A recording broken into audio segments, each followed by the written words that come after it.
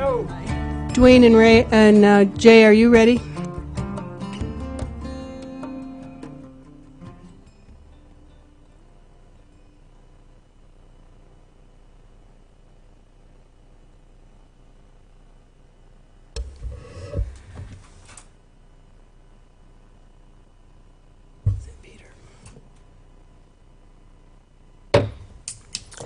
Good morning and welcome to this public meeting of the United States Consumer Product Safety Commission.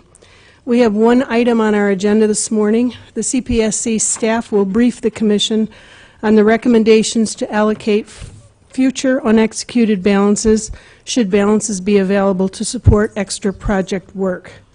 The CPSC staff members briefing us today at the table are Dwayne Ray, the Deputy Executive Director for Safety Operations, and Jay Hoffman, the Director of the Office of Financial Management. Thank you both for being here and your willingness to provide us with the information and answer our questions. At the conclusion of the staff briefing, we will turn to questions from the commissioners, and those rounds will last 10 minutes each. We will now begin with the staff briefing. Please go ahead. Good morning, and thank you, Chairman Burkle. If we could go to the slides, please.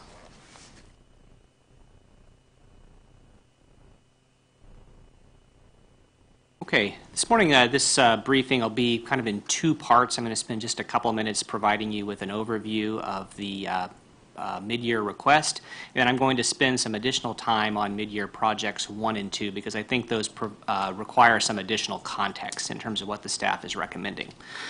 With respect to the overall mid-year, staff is recommending that the Commission authorize projects to fund from unexecuted balances if available.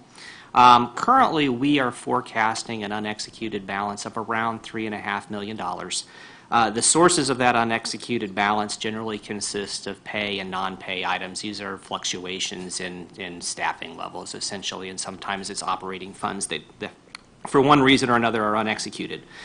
We've identified approximately $5 million in projects that have been presented here in priority order. It would be our intention that if approved, we would fund these projects in order subject to available funds and acquisition feasibility. In the mid-year memo that was provided to you last week, there was this table along with an attachment that described in detail each of the projects. I'm not going to go through them in detail here, but I would just note that the first two projects are for enterprise data and systems. The third project, InCares, is for exposure data. Project 4 is to modernize saferproducts.gov, adding some mobile capabilities and improving content. Project 5 on lithium-ion batteries. Project 6, our business process review that will inform needed upgrades to the IFS system. 7 is enabling testing of Internet of Things enabled projects at the electrical lab. Project 8 is follow-on work for our smoke alarms work that was started in a prior year. 9, gas appliances. 10, the child strength measurement. This is augmenting existing work and existing contract that we have going on. Project 11, ATV stability. This would complete the multi-year ATV plan that we put together a few years ago. 12 is safe sleep warning labels. And finally, 13 is an implementation plan and roadmap for our e-commerce work. All right, so with that, I want to transition now and spend the remainder of my time on mid-year projects 1 and 2. These projects are components of a larger future vision that staff is proposing for the CPSC for an enterprise data management and analysis capability. I want to take some time to provide you some context on how these two component projects fit into that larger enterprise vision. So first off, this has obviously been an emerging priority and topic of discussion in these sessions for the last several months.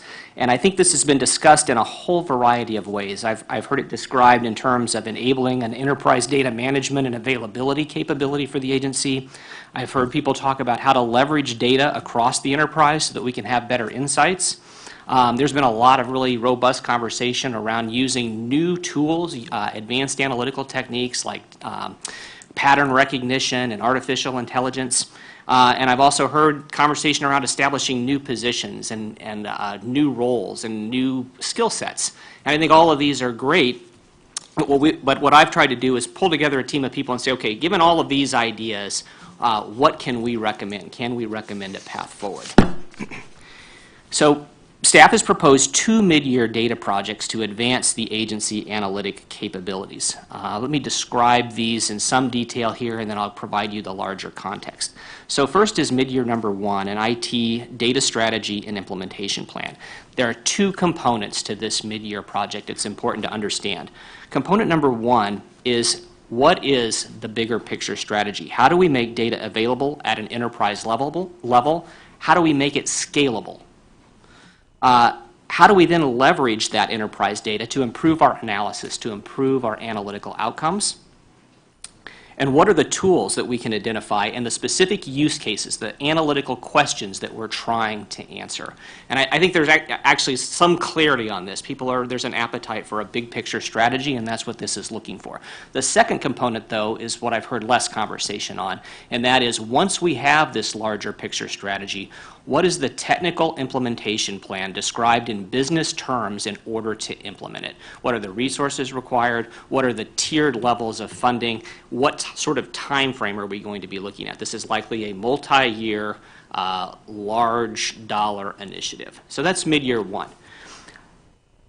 Mid-year 2 is recommending a pilot study on machine learning and artificial intelligence. In other words, we want to try to pilot something to inform the overall strategy and have some learning by doing.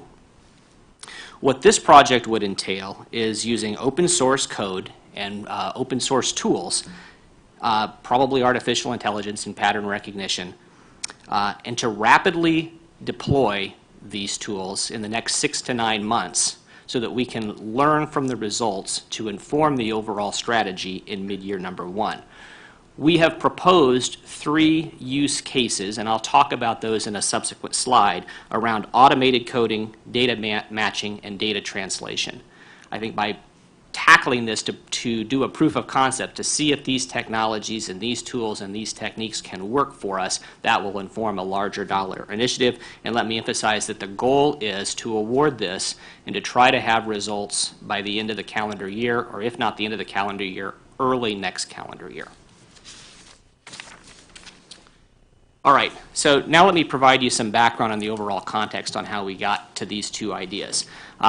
Several months ago, I formed a sort of an informal team of senior leaders here at the agency to try to continue the conversation that I think has happened in this room.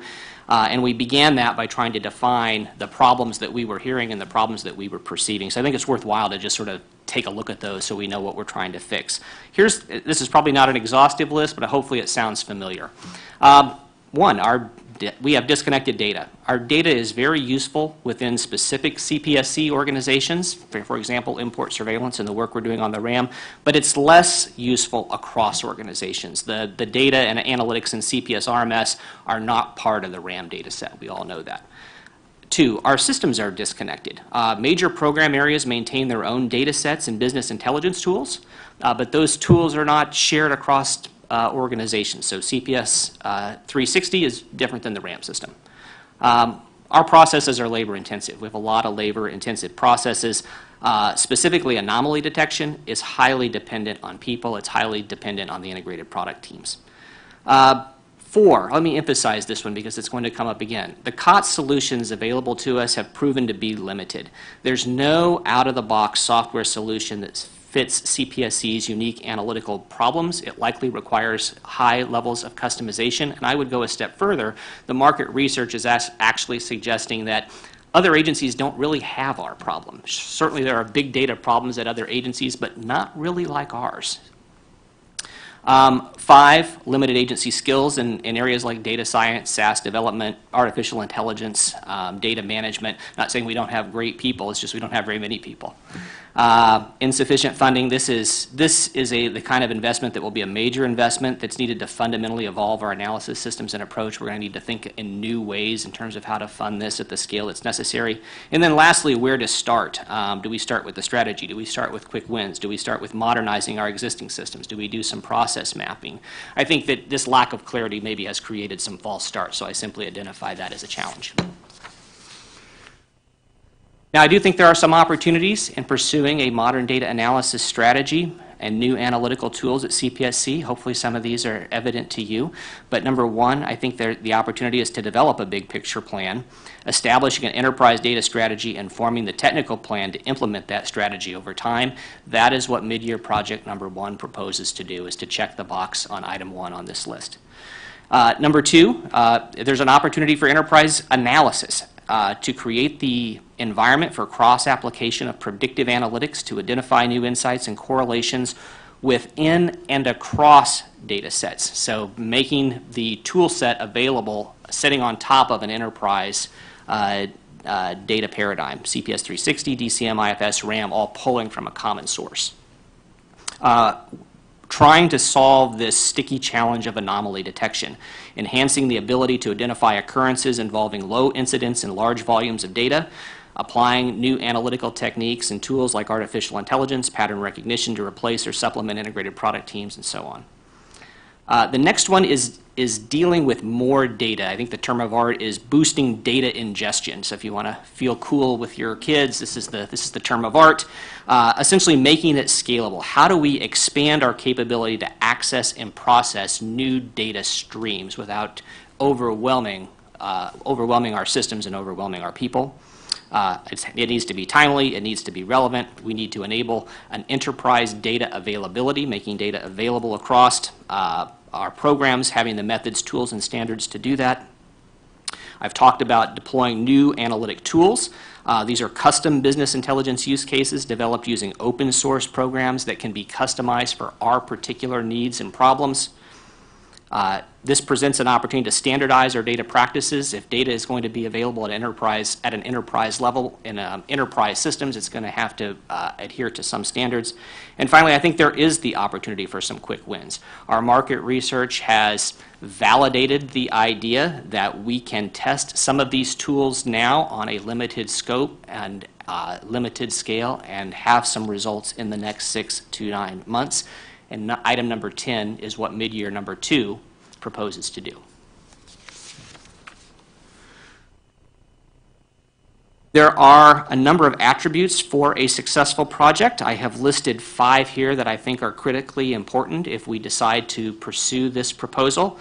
They are here. The first principle of success is that this is likely going to be an open source and customized tool that is specifically configured and implemented to meet our unique needs, things like anomaly detection, product categorization, and data matching, just to name a few.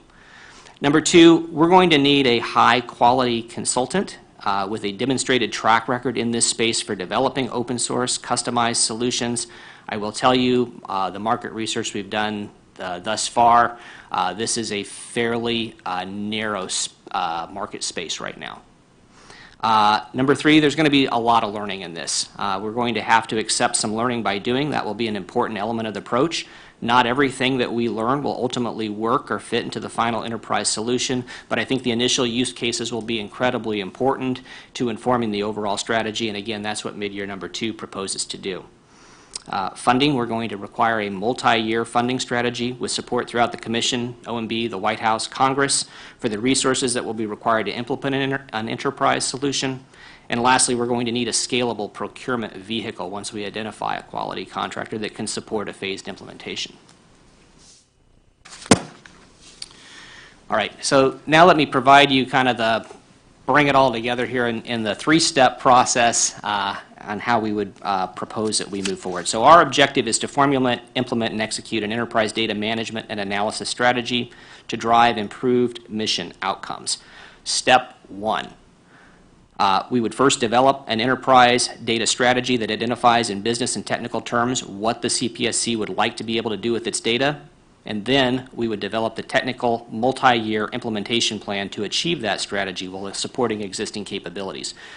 We estimate that that'll cost around $750,000. The time frame would be to begin immediately and have this by the end of the calendar year and start formulating resource plans against it early next year. Step 1 is what mid-year number 1 proposes to accomplish.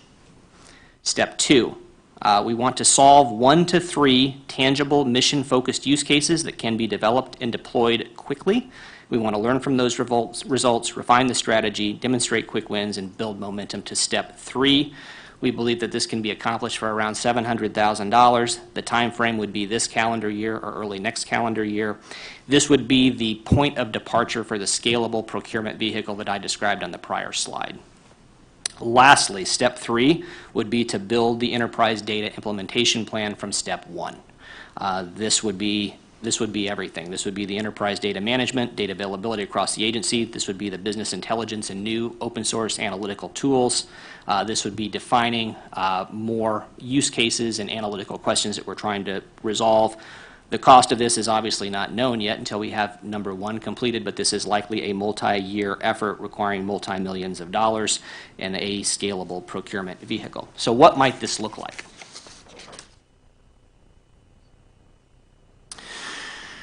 So step 1 is, what I have here is this is a conceptual framework. This isn't necessarily what it would look like, but this is to try to hold the picture in your mind. So mid-year number 1 proposes to build this picture into reality, whatever it may look like. I think it's likely to look something like this. So let me just kind of focus on this middle portion here.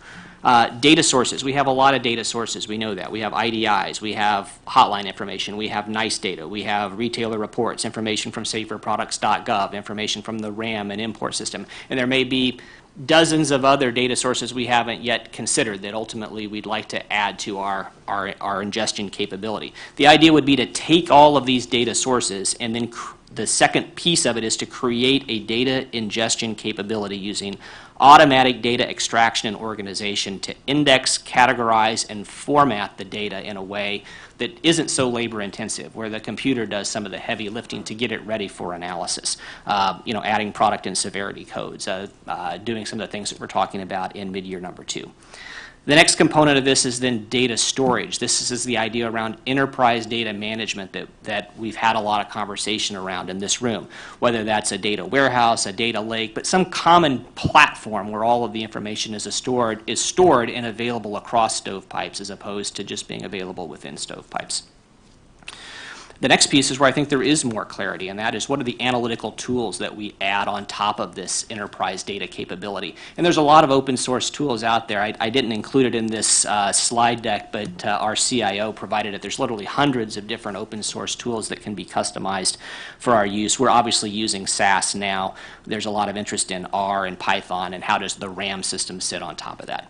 And then lastly, this next piece, I think it's easy to conflate with the analytical tools piece, but it's really the results of the analysis that we want, taking the time to form the use cases, the analytical questions that we want to answer, and how we want to use the enterprise data to answer them. So in our 3-step process, step 1 is creating a strategy that is essentially this picture or something like this picture in the implementation plan to achieve it. Step 2 is tackling 1, 2, or 3 of these use cases on the right-hand column, and then step 3 would be pursuing a multi-year funding effort to implement this vision. I promised I'd spend just a couple of minutes on mid-year number 2, the use cases that we could pursue now. These are some ideas that staff has had that were included in your mid-year package. We've come up with 3. One would be automated coding, so product code and severity code assignment to retailer data using machine learning. This could provide a framework for getting initial classification on data that currently are beyond our capacity to clerically code. A second use case would be data matching, connecting recalls in DCM cases and CPS RMS, so that it would be clear when looking at an incident whether it involved a recalled product. This could accelerate our predictive modeling capabilities as a recall is a critical outcome. And then the third proposed use case is data translation, translating product information in CPS RMS to HTS codes to allow for incident data to be a signal for inspection for import surveillance. We think pursuing a limited number of use cases, using artificial intelligence tools for deployment and initial results could be accomplished by the end of this year or early next year. These pilot scale results would then inform the larger data strategy. I put together a timeline for how this could all unfold if this is something that the Commission was interested in pursuing. This summer, we would initiate development of the Enterprise Data Strategy and Implementation Plan through Mid-Year Project 1. We would simultaneously initiate 1 to 3 use cases to pilot this technology and demonstrate results. By September, I would think we would want to include at least some initial startup funding in our next OMB budget request. We may not have a complete fidelity on what the final plan looks like, but I think a startup request would be in order. By December, January timeframe, I think we would want our use cases deployed and see the initial results from those, what's working, what's not working. By February, we'd review and discuss and approve the enterprise data strategy and implementation plan, the big picture. And I would want, heading into the April timeframe, to start pricing out that plan in time for our budget formulation process that will run through the summer and ultimately result in a larger funding request in the FY 2022 OMB budget. I would note that the mid-year next year could present an opportunity to sort of get started, if you will. So that's a lot of information. I know it's a longer briefing than we normally give at the beginning of a mid-year, but I will pause there and over to you for any questions you might have. Thank you very much. And with that, we will begin our 10-minute rounds of questions, and I will begin the questioning. Jay, let me say, first of all, thank you to you and your team for taking the time to putting this together and to coming up with these two projects for the agency and consideration by the Commission. I would like to recognize that committee that you put together. Maybe you could just tell who was on that committee so that they can all... Yes. I wrote that down because I don't want to leave anybody off. This was a terrific team.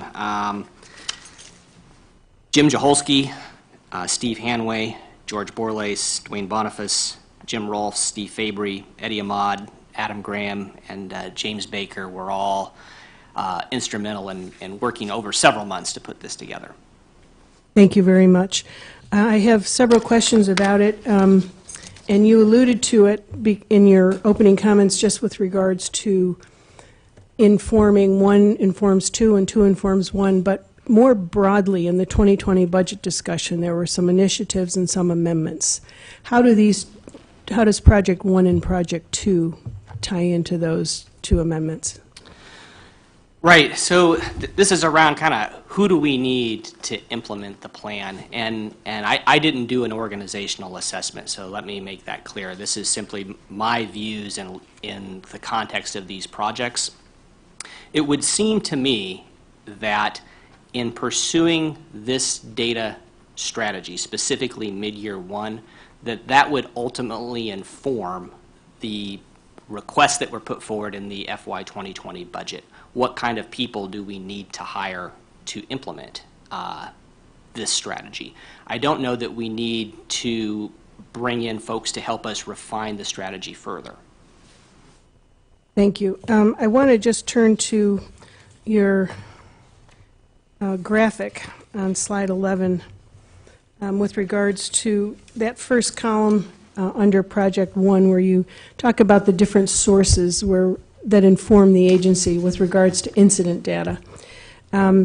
Will Project number 1 or 2, for that matter, make it clear, because I've often thought about this, are we missing opportunities to find other data? I have been a proponent of retailer reporting. I think that is a very good source of information and data if we can get that to a manageable where we're getting meaningful data, and as you talked about in your comments. But would Project number 1 inform us of any potential other data sources?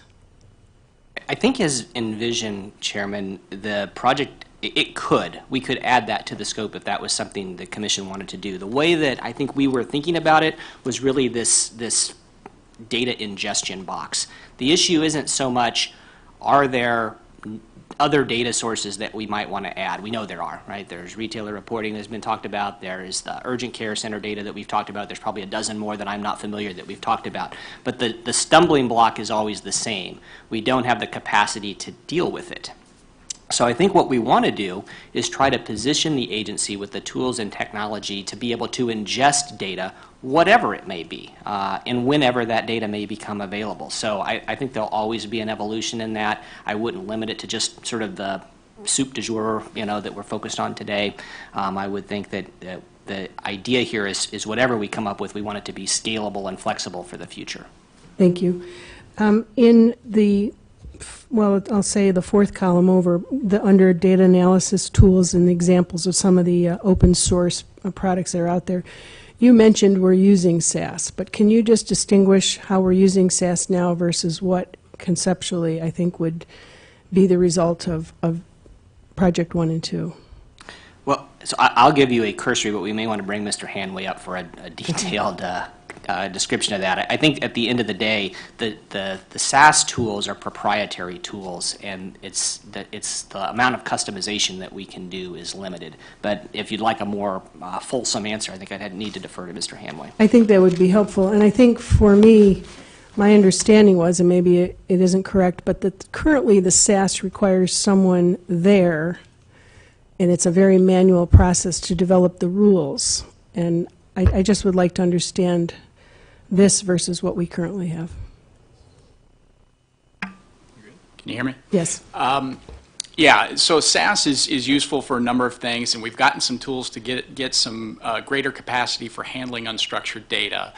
But it's still built in a way that was built for the many. And I think the big shift in our mentality as we got together with this group is thinking about things that were built for us rather than built for the many. Because we do have sort of unique data issues, we have unique organizational requirements.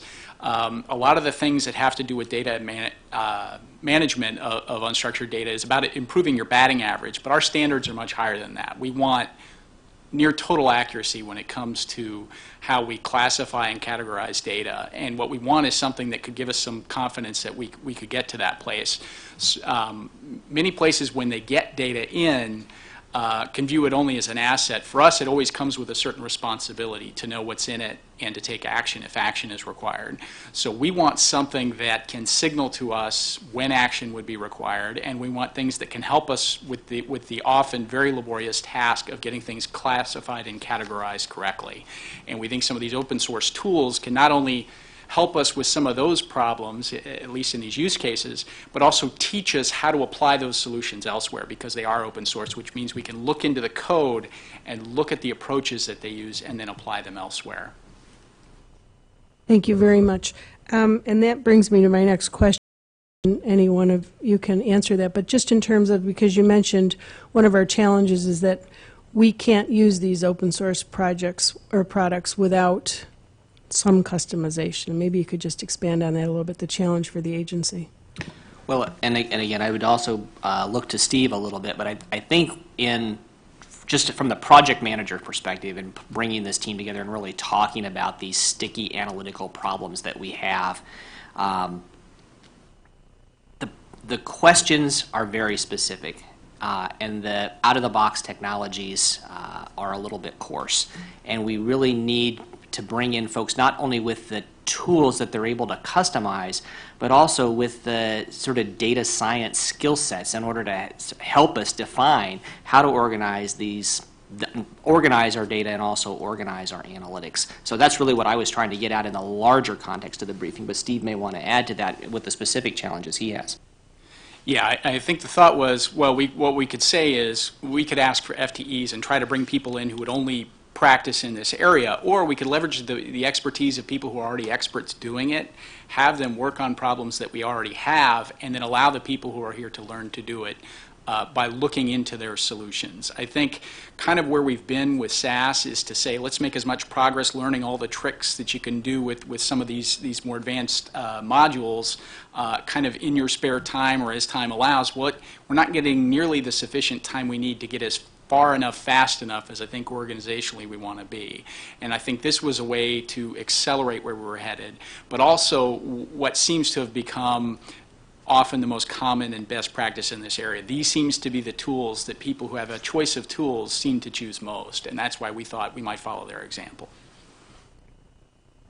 Thank you. Jay, I just wanted to mention briefly, or ask a question. You've mentioned a couple of times learning by doing.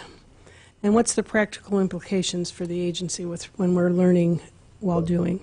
So the good news is if we're able to demonstrate quick wins, the learning by doing, I think, helps us make our case in terms of more resources, that we have some tangible results to take to OMB and Congress and say, hey, there's a new set of tools, there's a new set of techniques, and then justifying that approach. The flip side of that is learning by doing means occasionally taking some risks that don't pan out. We might find that some of these tools are not as robust, are not as informative as we had hoped. And I think it would be better to know that for a few $100,000 rather than a few $1 million. Thank you very much. My time before I expire, I'll turn to Commissioner Adler. Thank you very much. Let me say, first of all, that this sounds exciting. It sounds like it's new, innovative, creative, dynamic, and exciting, and it may well be, but I'd like at least to start with a couple of sort of fundamental questions. First of all, Jay, you said other agencies don't have our data problems, but I could think that NHTSA would have similar problems. I could think that FDA, at least with medical devices, would have similar problems. What is it I'm missing? What is it that's unique about this agency that creates a need for something like this? So we desperately wanted to find an analog of someone that was using these tools in a way that's similar to the way that we're using them.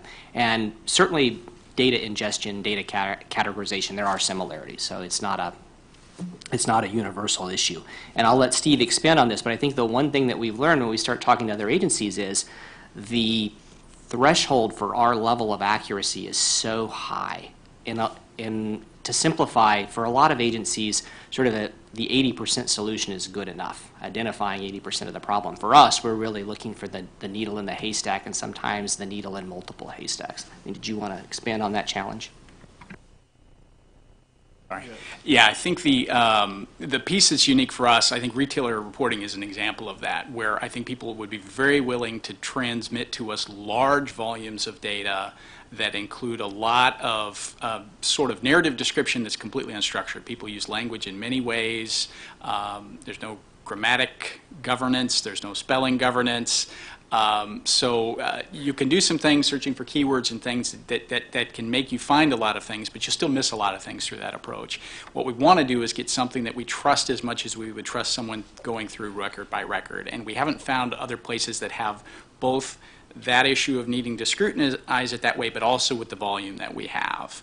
And that, for example, is even why some of the private sector people that are sending us things are sending us far more than we really want them to, because even they're training their models can only do it to such a degree of specificity. They still have to grab a lot that we don't really need. Well, you've identified one in particular, which is retailer reporting, and it's something I've been skeptical about for the very reason you mentioned, that I look at the years that we've been involved in this and I say how many recalls really were triggered in whole or in part, and it's really hard to pin that down.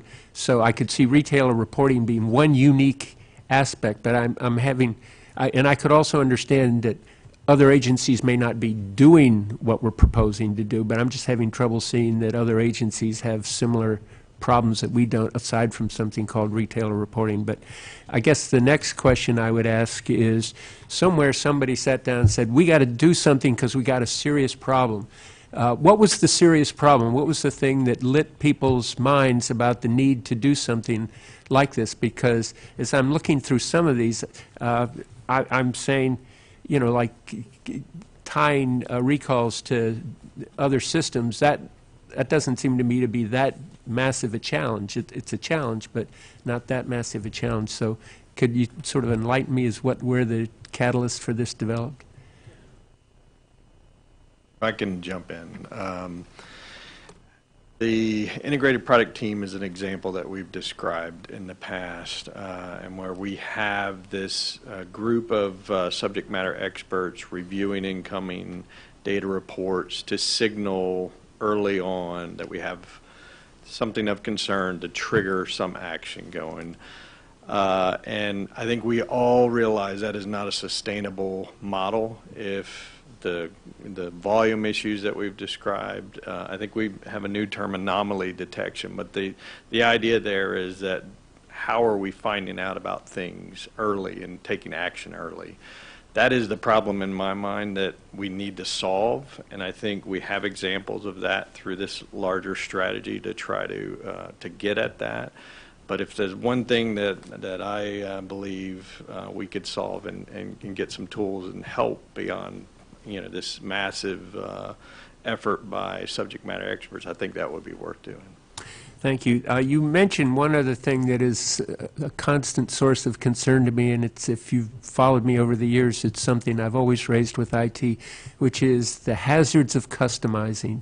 Because what I've seen at several organizations is they've developed, for lack of a better term, some new enterprise, some new data analysis system, and the next thing you know, they've customized it, and then there are two people in the world that know how to work it, and one of them gets mad and walks off, and the other one we're afraid getting hit by a truck. So I guess one of the things that does concern me is the degree of customization. And Jay, you said that at some point, even if we're customizing it, we're training our own staff so that they will be able, we'll have a large inventory of staff capable of running this system, because to the extent that we're having a high-quality consultant, high-quality consultants, first of all, charge higher prices sometimes, or they leave. So is there some way of making sure we don't get stuck with the one person we're worried about getting hit by a truck? Well, and I'll let Steve expand on this answer, but I would begin by saying the customization that, as I see it, is really on the far right-hand side of the picture that I described. It's the use cases and analytical questions that we're trying to solve that are likely going to have unique definitions and answers. The overall architecture and tool set that we're recommending, I think that would be pretty I wouldn't want to say standard, but I think that would be fairly ubiquitous. I don't know that it's going to be something incredibly different than what other agencies are doing on that side of it. So I think obviously we would want to structure the contract in such a way where the entire process wasn't so custom that we couldn't manage it. But I don't know that this isn't the item that would keep me up at night. I mean, Steve, do you want to? Yeah, I think, so we've talked about customized in terms of how they're deployed, but things like R and Python are actually very commonly used. And the open source nature means that anyone can look in and see the work that was done. And if they have a familiarity with R or Python, then they're able to see this is the code that does this is what does that, which means you could replace people who are working on it. So that's one of the nice things about it. The other piece of it is they've also come into favor a lot in academia because they are also inexpensive or free. And so in that sense, then you've got generations coming in who are learning how to use them, and those are the people that we see ourselves likely to hire over the years. Well, you did talk about SaaS, but a lot of the SaaS stuff is proprietary, so if we want to use it, we have to pay for it. Would we not get into issues of this high-quality consultant saying, well, this is my proprietary software, I'll customize it for you, but I'm going to own it? My understanding that the approach is to have someone develop a strategy who would be independent of the deployment so that they would not be in a position to be rewarded for whatever advice that they provide. One other question. It sounds like you've thought this through, but if we start this, and Jay, you were saying and I agree with you, when you start big projects, you do drill dry holes, and you just need to be prepared for that.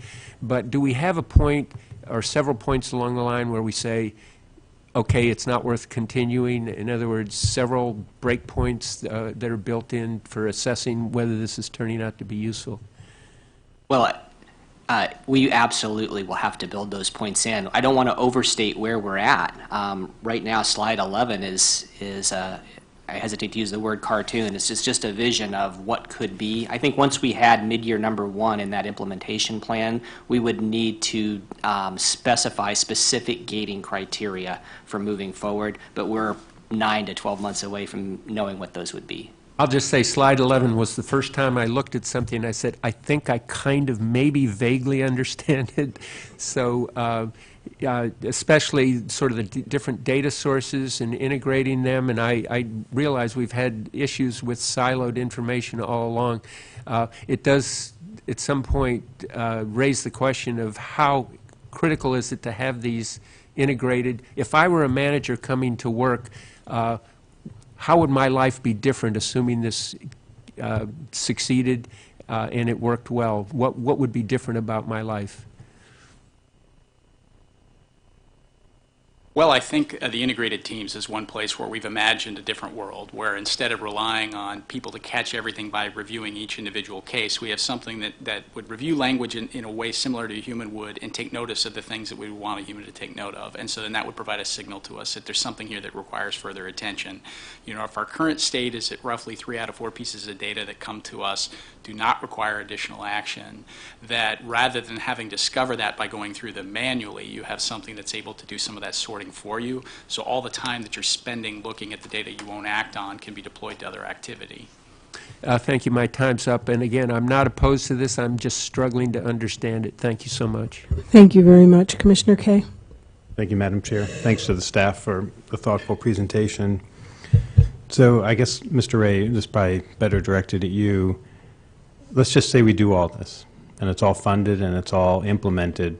What does the American consumer get for this investment? Meaning, how is the agency, what's the return on investment, and what are the tangible actions the agency is able to take that can be tied directly back to this work, such that it's worth this investment relative to other things? Because obviously this is an all relative decision. This is not like, hey, we can just take whatever money we get just for this and it's all free. We're going to have to not spend it on something else. Sure. So we're talking 1 and 2, right? Well, 1 and 2, and then because 1 and 2 are down payments. Sure. Yeah. If we accept this now, we're basically saying we are buying into a system that will require significant resources in the future, and we're sort of going down that road. So we have to make that decision in the next couple of weeks. So I'm curious to know, if we accept that, pay that down payment, we buy into this plan, recognizing it might move in a bunch of different directions, but there's a vision in a certain direction overall. I'm just trying to understand what is the end benefit in terms of the agency's output. Sure. I categorize them as being able to make decisions quicker. So I think obviously when we're reliant on these human processes to review incident data and make decisions, there's limitations. Number of bodies, if data grows and continues to grow, which, there's obviously more sources out there that we're not tapping into, we've got a challenge there on it's not scalable. So, and the impact being we find out, we take action sooner, and we resolve hazards earlier in the process before more consumers are affected by it. So I think if we hit the sweet spot on this and we can make these tools work, I think that would be an outcome that I would expect to see from this process. So I can accept the idea that we would potentially learn about a hazard earlier, but since so much of our authorities involve, certainly on the recalls, let's just talk about recalls, for instance, requires individual cooperation from a recalling firm, knowing about it earlier doesn't necessarily mean there ain't going to be any more willing, 1, to do a recall, or 2, to provide the level of remedies that we believe are necessary, correct? I can get the time factor, but I'm not seeing that it's going to give us any additional leverage in terms of our ability to actually effectuate a better recall. Yeah, I don't, time piece I take, I'm not sure it changes the interaction on how we deal with recalls, with the exception of maybe we have other data that we're not currently getting, and that data helps in getting to a cooperative corrective action. Got it, but I think Mr. Hoffman said this plan is currently constructed is not contemplating at this moment that additional data, correct? That's correct. Okay, and so then let's put recalls aside. So it may end up having sooner engagement of a negotiation but no additional leverage. How about rulemaking? How would this tangibly impact our ability to affect hazards through mandatory standards? If we're able to get better eyes on what's happening, I think some of the examples I've seen in the past on some of the retailer reporting data maybe didn't trigger an action on a corrective action plan, but were helpful in developing the 104 standards and requirements. And so, there weren't, injuries or deaths that were triggered by this, but there were issues that were identified through that process. So potentially that could feed into any regulation work or updates to 104 rules. Okay, so 104 is obviously, we have that additional leverage, though. We're back to leverage. We have additional leverage where we can move forward in the absence of industry cooperation. What about on 7 and 9 rulemaking? Do you see a tangible benefit on 7 and 9 rulemaking? I would just put them all into, we have potentially more information. I'm not sure that it gives us, it would depend whether there was leverage, additional leverage by the data. I think it just helps to refine the data that we have to make. Okay, those and the findings. same answer for civil penalties? Yep, being the same. Okay, thanks. And then, and thank you, that is helpful. And so, Mr. Hoffman, and I guess Mr. Hanway, I want to turn to you on this. Probably Mr. Hanway, do we have enough data? Do we get enough actual data in, volume of data, to make use of this? Meaning, is there enough for a statistical value for us to actually try to implement all of these tools? Yeah. I think even today, our current state, there is stuff beyond our capacity to clerically code that comes to us, and that's why one of those use cases was to try to do that immediately, because the concern would be that that's some of the stuff that's hardest to get eyes on, and we would really like to have a high degree of understanding of what's coming to us to signal anything that requires action. Got it. So you feel comfortable making statistical projections, though, off of the data that we have now? You just don't have the capability to do the coding to do that type of statistical projections? Now, when I think about projections, then I get into the world of the probabilistic data versus the non-probabilistic data. So I don't see this as mainly something we're looking into because of NICE. I think it really is more because of the other incident data. Although if we do get into the world applying this outside my domain, places like import surveillance where there's enormous volumes to deal with in terms of customs border data, there are many places, I guess, that are rich environments to use it. I think just in terms of the way that we'd actually use it, again, I'm thinking mostly signal detection for the incident data, and my sense is that's also where we're thinking in terms of import surveillance, where we're just trying to do a better job of identifying shipments that ought to be inspected.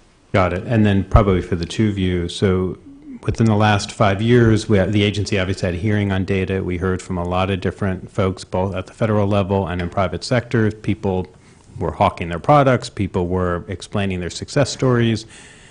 And my sense of the collective takeaway from staff was, we're sort of doing all that. We're in pretty good shape. Was that an accurate assessment of the takeaway from that data hearing and all the work that went into looking at the comments and everything? Or is this a direct result from that hearing or the work that occurred around that period?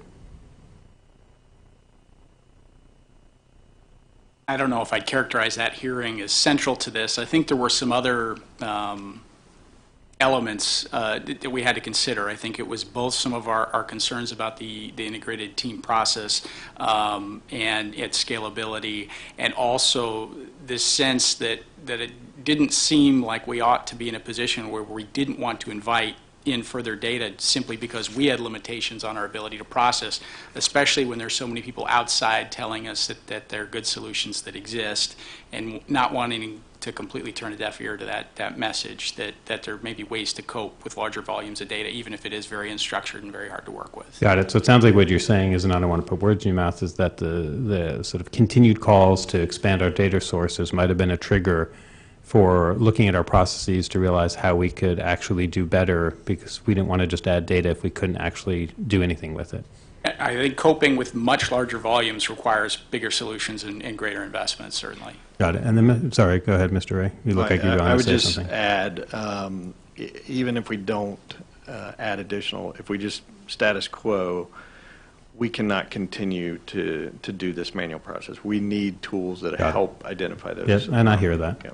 Mr. Hoffman, so in terms of lessons learned, and I want to pick up some of the stuff that Commissioner Adler was talking about, we obviously went through this with the RAM system, where we went the whole route of sort of hiring somebody, and then they own the proprietary technology, and then we ended up getting captured by that, and then we decided to bring it in-house, and then we realized that we had expected to get returns in terms of specific steps that never really occurred, or it cost a lot more money, or what we ended up getting out of our investment ended up being relatively pedestrian in terms of what we were hoping for. Are there lessons learned from that process so that we don't go down this road and end up in the same place where we overpromise and underdeliver? Yes, I think mid-year number 2. That's the hedge against exactly that problem. Not to litigate RAM, but that's where we were really trying to start building the picture, and then decided the picture that we built, and we were too captive to it. So the lesson learned is be methodical. What's the strategy? What is the technical implementation plan to implement that strategy? What are we getting ourselves into should we decide to proceed?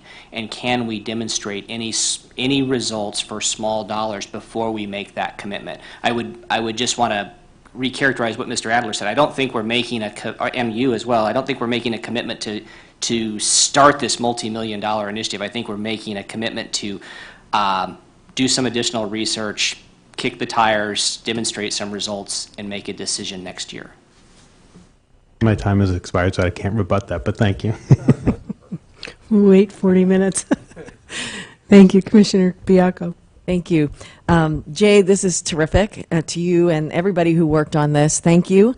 I think we should have been talking about this 10 years ago, 15 years ago, and maybe it would have foreclosed some of the things that my fellow commissioners are talking about. But I'm ready to do a happy dance that we're at this point right now. So going forward, I think that we need to move on this. We are so far behind, and I think this is a legitimate place to start. I think there's a lot of good things here, and one thing that I heard you say that made me a little nervous is, and I think we all know this, is we don't have the capacity now to deal with the data we're getting, whether it's retail reporting or anything else. So we aren't dealing with it, and we're not getting the benefit of it. So keep continuing to take in data under the current structure is not going to do this agency or the American consumer any good. Is that right? Yeah, I think our concern has been taking on more data without having the ability to process and deal with it is problematic, for sure. Okay. And I think we all know that. And I appreciate Mr. Hanway's comment about, our level of accuracy is high. Of course it's high. But right now we don't have anything. So at this point, anything that we can get that moves this ball forward is a good thing. And I would encourage everyone in this room, including my fellow commissioners, not to let the perfect get in the way of the good. Because this needs to be done. And it needs to be done forthwith. Sorry, it's a legal term. I couldn't come up with anything on the fly. On that note, so I didn't completely understand, mid-year 1 and mid-year 2, the two projects here, they're not mutually exclusive, right? We're going to do those together is what you're proposing, am I wrong? So they could be mutually exclusive. I think there is synergy between the two was the point I was trying to make. And this goes to hedging some of the risks that Commissioner Kaye was talking about.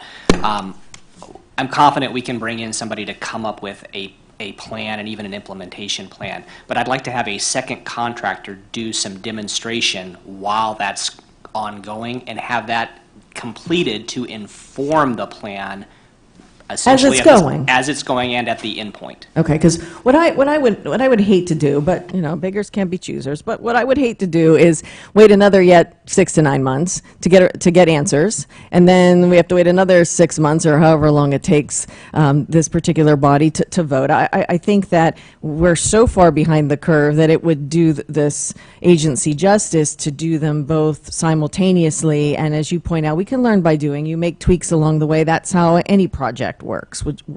Am I right? Am I off? Just to put a fine point on it, the sense of urgency from the dais has been expressed in multiple meetings. These two projects were staged in response to that. Okay. We understand that plans are great, but we want to see results. Got it. Thank you. And do we, this is probably, I probably know the answer to this, but I wrote it down.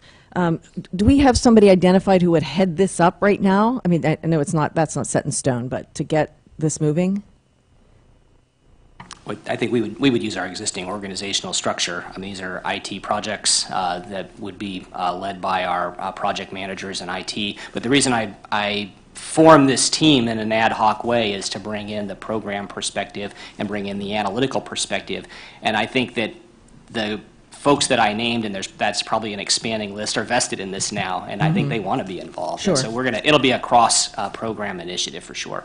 One of you mentioned, and I don't remember who, but it's a labor-intensive issue, and we don't have a lot of people. So while I agree with you that the people who are invested should stay, I do think that we need to bring in. Well, everybody's spread thin. We all know that. So we need to bring in. I think, Mr. Hanway, you mentioned that bring in some FTEs to actually fortify that effort. Correct? That was one option you could consider. So if you didn't have external parties building the use case, you could hire people and designate their tasks to be building this use case. We would just have to make sure that as we put together operating plans that we didn't then assign them to something else. Right. Yeah. Okay, I think that's important. And just to address some of Commissioner Kay's questions, I think, the way I understand this, the importance and what the American consumer gets here by moving into this century is that we can start predicting some of these hazards before the injury occurs. So we can get to a recall before the injury or before more injuries occur. Do I understand that correctly? I mean, information is power. The more information we have and the sooner we have it, we can go to a manufacturer, for example, and say, hey, we see this. Do you see it? And if you don't see it, we see it, and we can use that information to move our mission forward and to enforce the laws and the regulations that we are put in charge of. Yeah, I think in maybe or two, that second item, the data matching and that predictive modeling, is trying to get some experience with that. We've had that desire for a long period of time to be able to try to connect. Hey, we've seen a hazard, it's similar, we see something close, should we start looking at it now? And so I think that aims to get at that capability. As far as money, so if I look at this list of things on here, got 13 things, and certainly not going to suggest that one is more important than the other. But, we have here the enterprise data, you have a number associated with it, and you have some different things that apply to what we're discussing here. What if we took all the money that's available at the mid-year and put it into this plan? Doesn't that move us forward? No. It doesn't. Tell me why. Sure, and it's an important question, and I appreciate you asking it. We don't want to be in the ready, shoot, aim mode.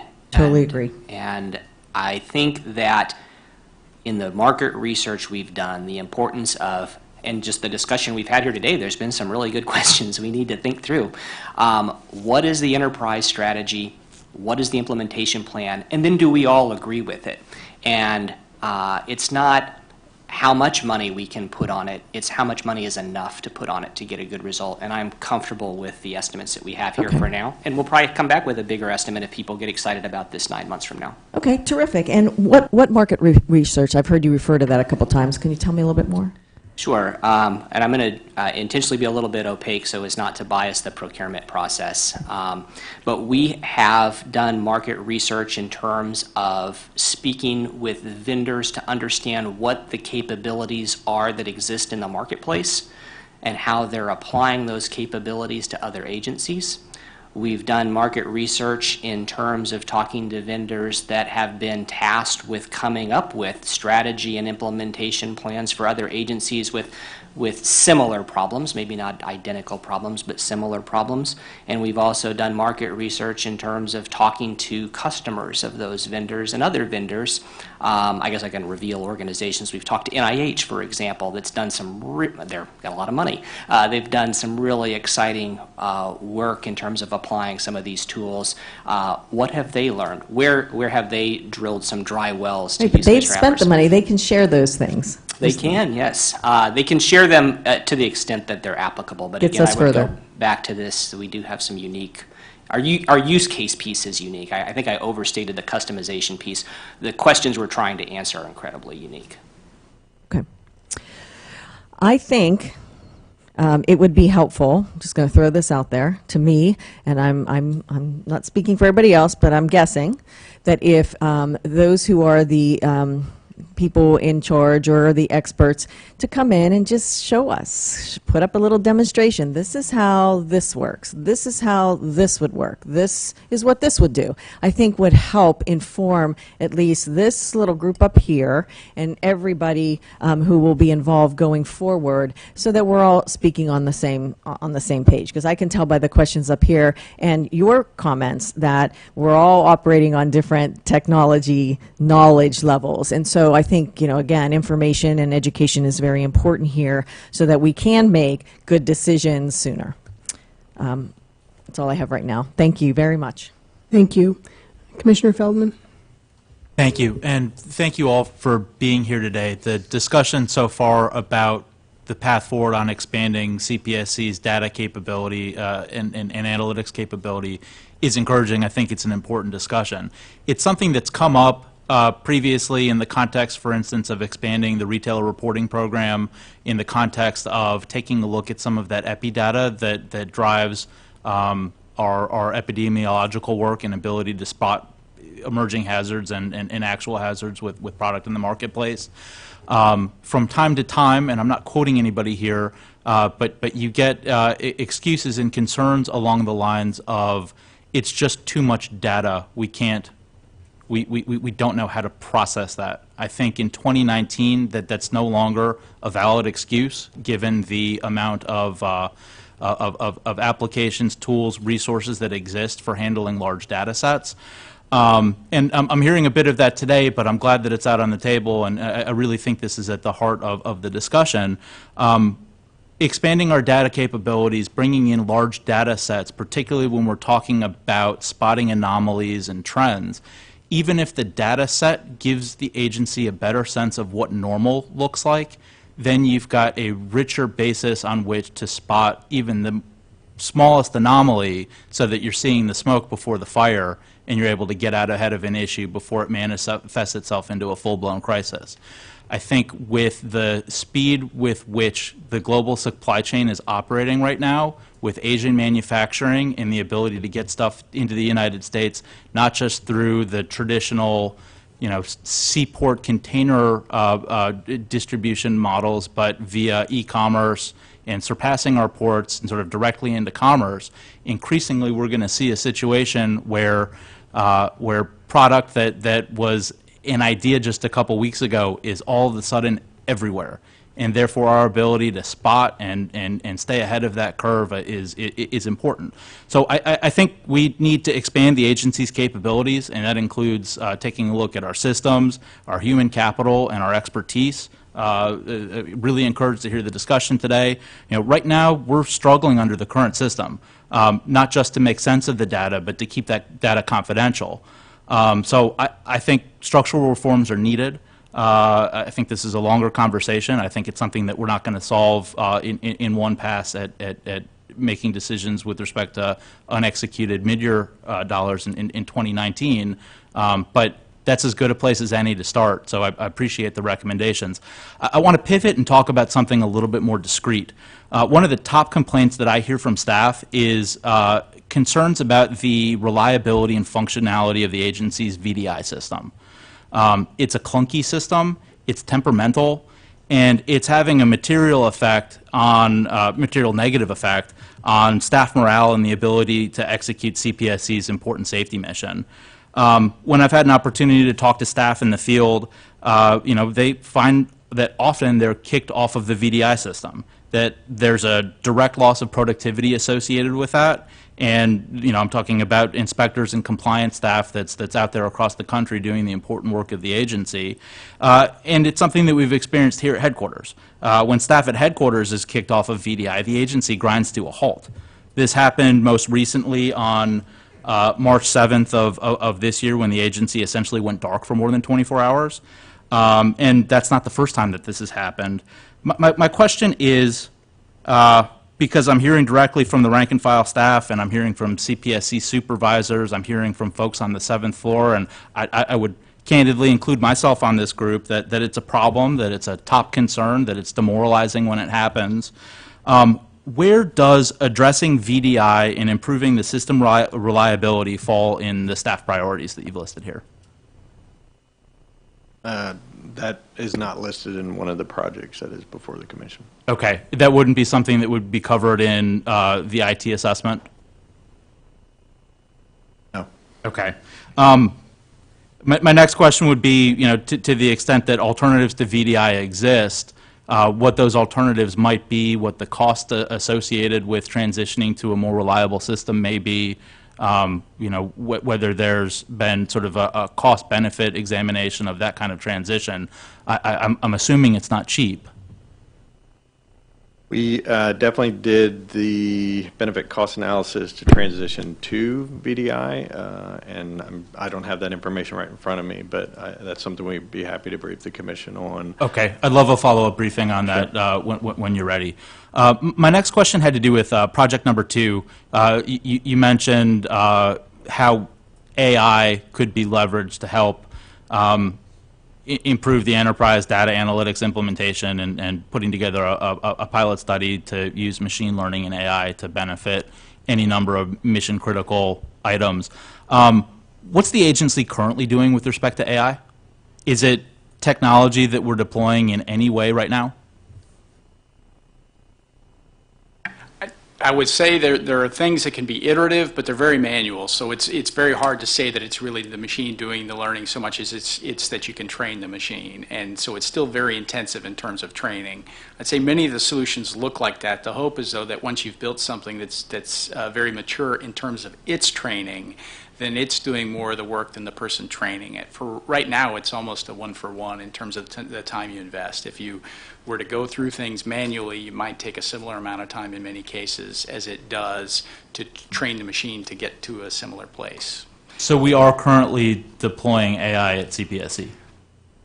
In a limited way, I would say yes, but not to the extent that I think we'd like to. Okay. I have no further questions. Thank you.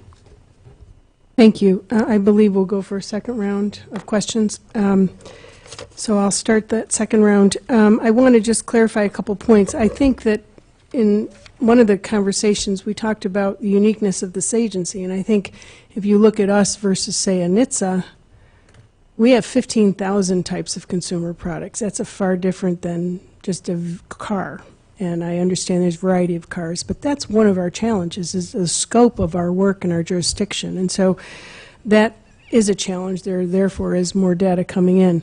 Dwayne, something you said is of concern to me, and I'd like you to just expand on it a little bit. With regards to the integrated teams and the sustainability of those integrated teams, can you comment on that and how these two initiatives, at least, and before you get to your question, I just want to, because I want to clarify something.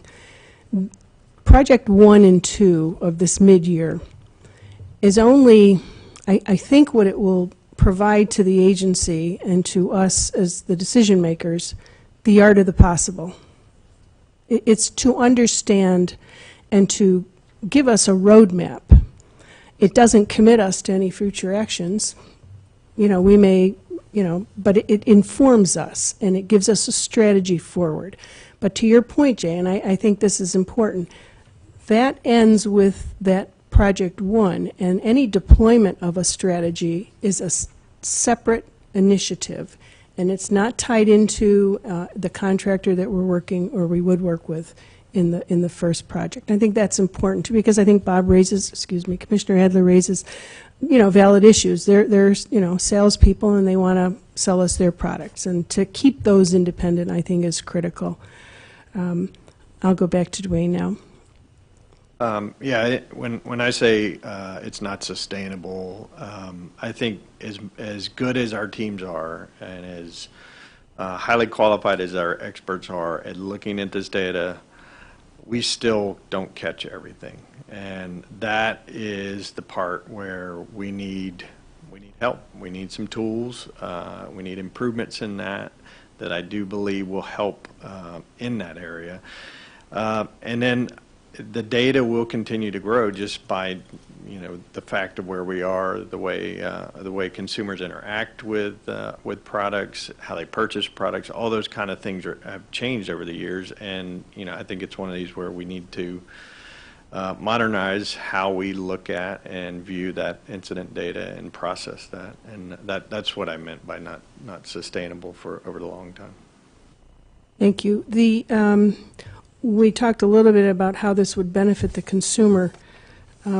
The other area where I think this could be beneficial is informing voluntary standards, more data, more incident data, understanding that incident data and having the chance to review it. I think, and Dwayne, if you could comment on that, it would be informative to the voluntary standards process. Sure, and the example I was using in 104, you can translate that right to a voluntary standard. We get data that may not trigger a substantial products hazard threshold, but there is problems that we identify and improvements that we could see through that, and we can make those recommendations to the standards bodies for sure. Thank you. I'm going to turn away from Project 1 and 2 in the plan that was given to us, and would like perhaps Steve or Dwayne to comment on NCARES. This has come up before, and I think it would be beneficial to all of us to get an explanation of NCARES and how that would improve our information here at the agency.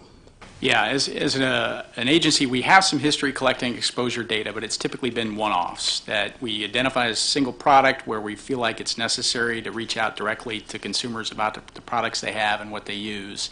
And then that goes through the entire cycle of identifying the funding, preparing a statement of work specific to that product, getting it paperwork, going through PRA and getting that kind of clearance for it, getting the data back, doing the analysis. And I think if this sort of recognizes that might be an activity that we do or will want to do with some regularity. So we start building something that allows us to do that on sort of an ongoing basis for things that are on our horizon to where we think that kind of data would be useful. What it also does is takes advantage of economies of scale. So much of the cost born of doing any kind of nationwide survey is the time you spend in getting things sampled and getting cooperation from a respondent.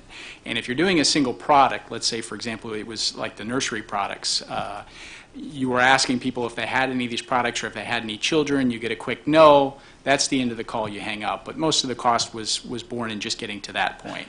Well, you could then be asking about other products that they might have or use, and if the answer is then yes, then you could go into those modules and ask about the other products that you might be interested in for other reasons. So it does kind of combine efforts on these to make them, at least on a per product basis, a little more affordable.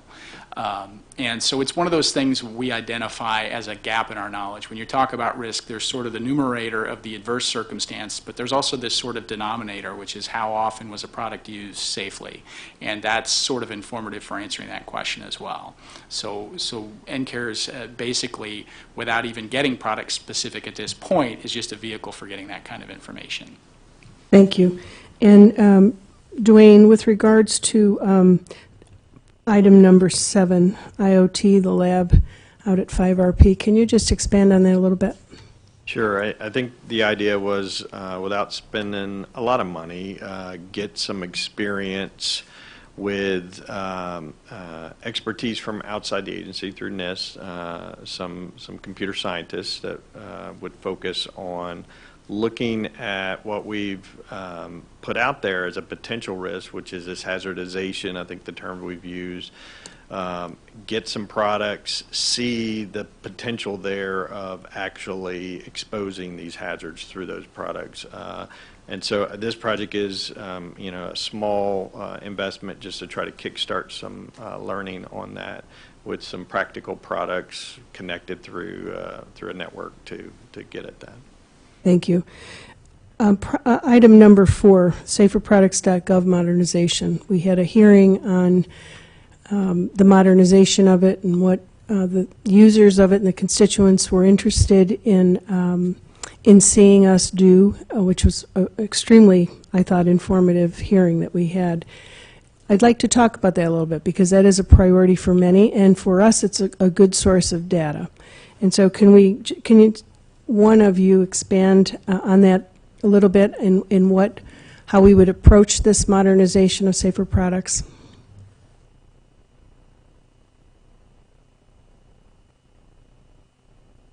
I'm going to ask Jim if he would mind coming up on this one. Thank you.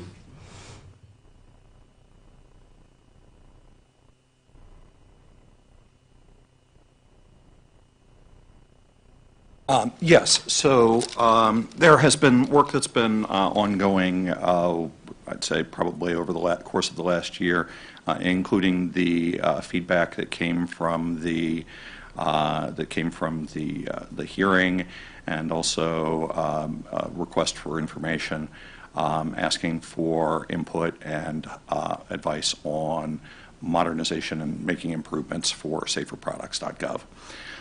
We received a number of suggestions and things that would make that platform more useful. Chief among those are making it a more mobile-friendly interface, so it functions currently on a mobile device, but making that more modern.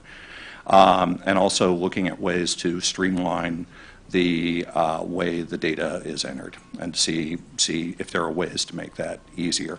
My understanding is that much of the data that is collected through that is required, and so there may be some constraints to quite how far we can do with that.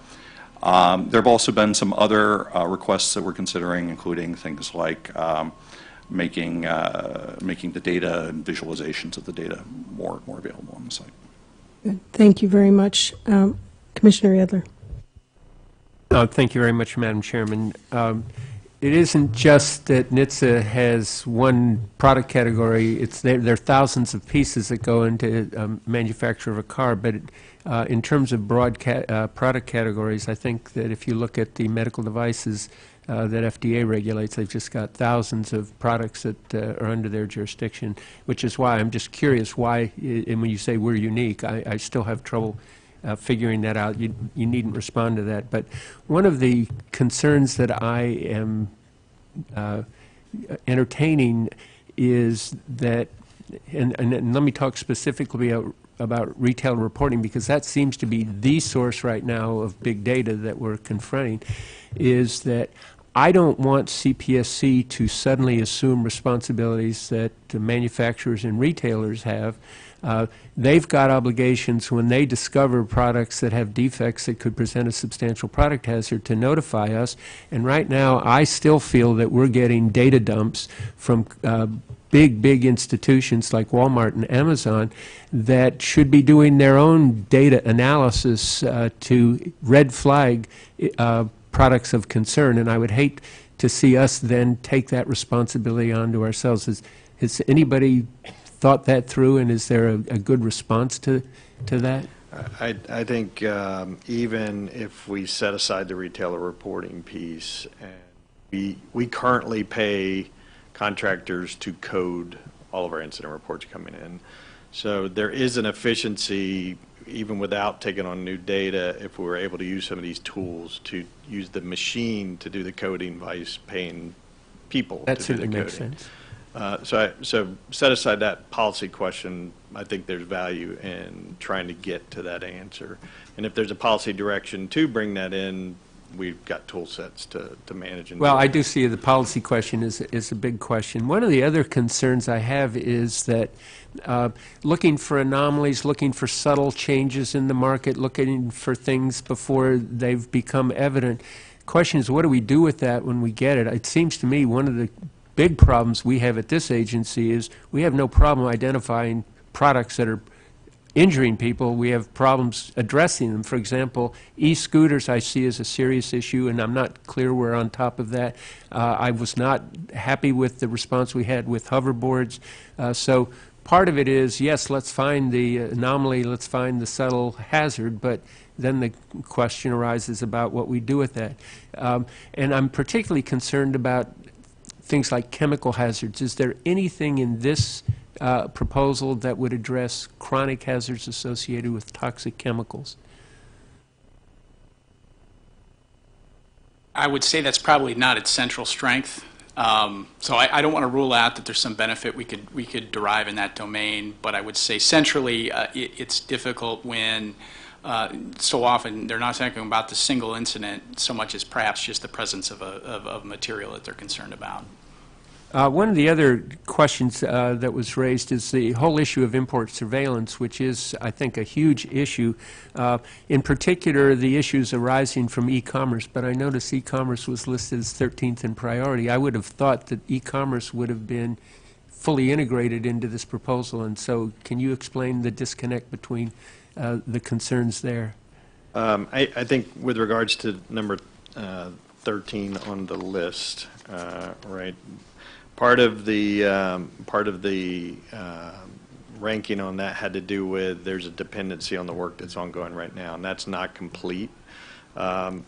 But there's a window of opportunity to get the ideas and projects forward, so I think that was part of the thought and thinking on that.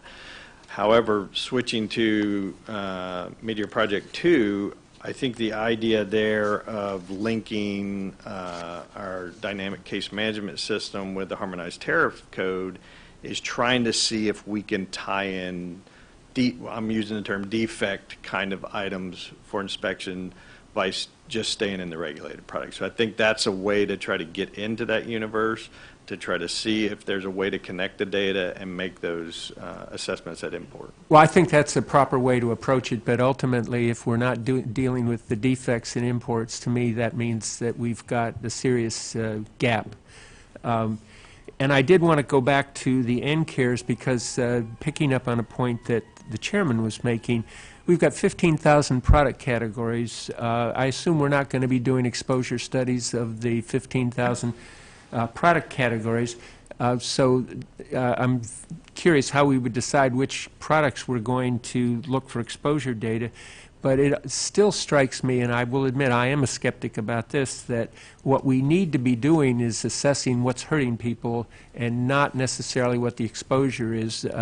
Exposure is interesting information. It's nice to know. I don't see that it's essential to know when it comes to doing either recalls or safety standards.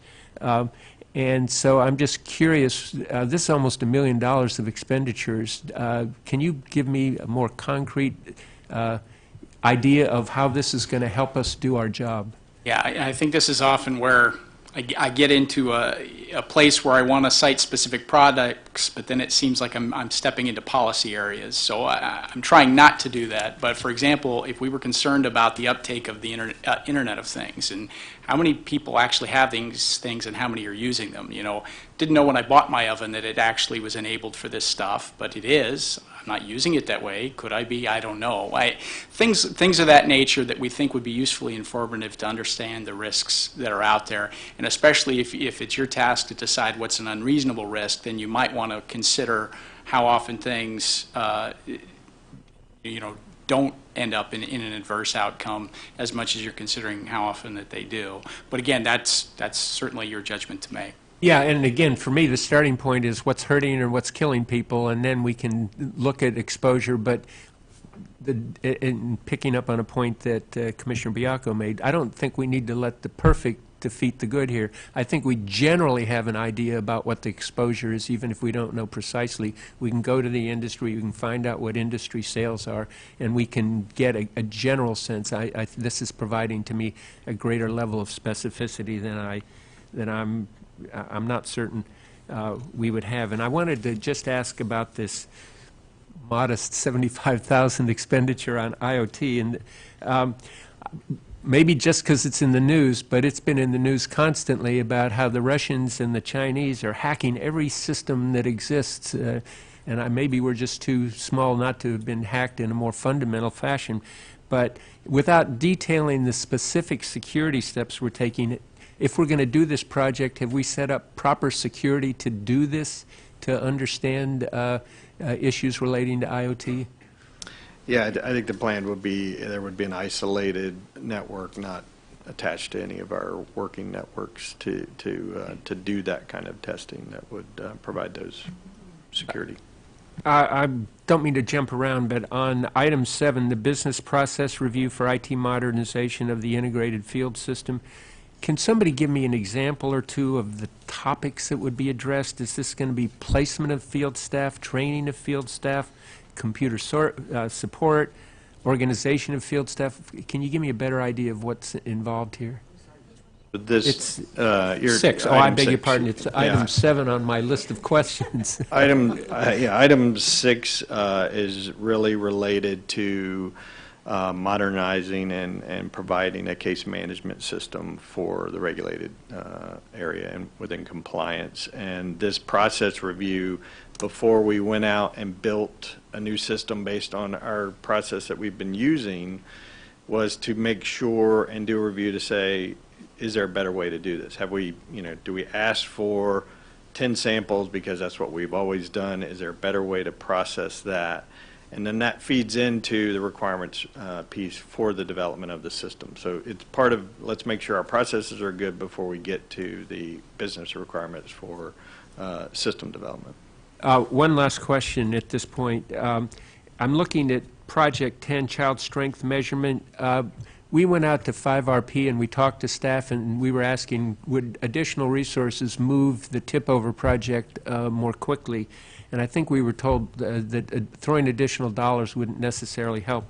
So these are obviously incremental dollars above and beyond what we need for doing the tip-over standard. Is that correct? Well, I think this one's specific on the child strength, so it's broader than just the tip-over piece. It can be used in other activities. But is this something that would be necessary for the tip-over project? In other words, I don't want to leave it contingent if this would be essential to the fundamental work on I'm told tip-over. no. Not necessary. Thank you. Thank you. Commissioner Kay. Thank you, Madam Chair. Mr. Hoffman, if we can look at the chart with the 13 projects, and if we do the math, where is the sort of above the line, below the line, where we have a reasonable certainty of funding versus uncertainty? Is it between 6 and 7? Based on the estimate that's in the memo, that's about right. And so, unfortunately, Dr. Borlace, you might have to jump up here since Mr. Ray just bolted. Because he knew it was coming. So I'll wait till you get to the table. So, Dr. Borlace, if we don't fund, accepting what Mr. Hoffman just said, that the likely versus unlikely line is 6 up, likely to get funded, 7 down, unlikely, recognizing, Mr. Hoffman, there are all those caveats that go into all of this contract work, and that what we end up approving might not be the list of likely and unlikely. I get all that. But what we know today, Dr. Borlace, if we don't fund, for instance, the smoke alarm project, number 8, what's the safety cost to not funding that? For number 8, there's no impact on what we're already planning and doing. So, for example, the Commission has previously funded the smoke and CO alarm survey that is underway right now. The completion of that is not dependent on this money. This is actually funding follow-on work after the survey is completed. So the impact of not funding it now is we could reevaluate it as part of the 20 operating plan, whether it could be funded then, but it will not impact the current ongoing CO and smoke alarm survey. Got it. Okay, how about number 9? What's the safety impact of not funding the gas appliance CO sensor work that's proposed? Again, it doesn't impact any of the current Commission direction in the 19-op plan. For example, this is not impacting the ANPR that the Commission's directed to be brought up. This would impact the follow-on work in terms of when we would do it again. It would be something we would evaluate as part of the 20 operating plan if it's not in the 19 mid-year. And I noticed in the description for this project that it was deemed that this was necessary to answer questions that were raised in the voluntary standard on this issue on furnaces in terms of the durability of these sensors that are being used in Europe and Japan. Is that something, assuming the Commission approves an ANPR on this and we want to move forward on the rulemaking, is that work, though, that we will have to address at some point to do a mandatory standard? Certainly in addressing the effectiveness of the current voluntary standard for if we were proposing a rule, yes. Okay. And on the next one, the child strength measurement, Commissioner Adler was asking about this. I can envision, of course, this being involved in PPPA packaging and child resistance work and other things. What's the direct safety cost of not funding that project? This is actually just trying to supplement funding that the Commission's already provided. So really what we're just trying to do is expand the number of questions we can ask, or, the number of different data measurements we can get from the children as they're being tested, which is already funded separately. So the impact is we would just have a slightly less rich data set at the end of the testing if this was not funded. And how about on the ATV 111, what's the safety cost of not doing that?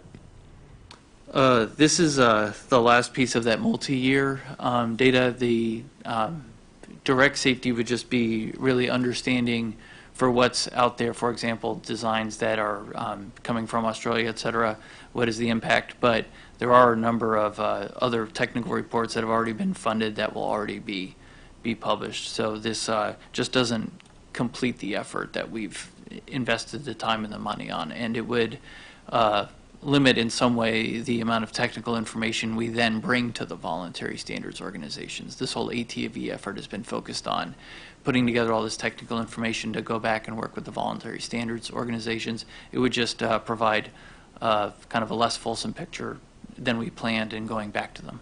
And unlike maybe the child strength measurement, but maybe like the smoke alarm one or even the gas appliance, do you envision coming back and looking for 2020 funds potentially to do the ATV work if it's not funded now? That's something we would then evaluate as part of the mix with everything else. That's part of the mid-year process is if it's not funded in the EXHR funding at our plan time, we've got that list of projects that then we come back and look for at mid-year.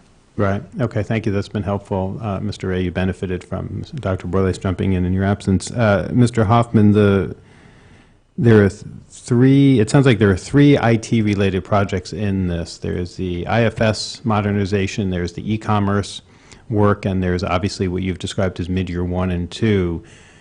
I understand that as you're presenting it, or maybe for all three of them, that we're not really committing if we fund these, or are we committing to some of them but not all of them if we fund these projects? I'm trying to understand what our commitment level is, and then to the extent that there is a commitment level, what are we looking at in rough dollar terms that will immediately be walled off in the staff's proposed 2020 op plan because we've taken this step today? Like, that is now off limits going forward.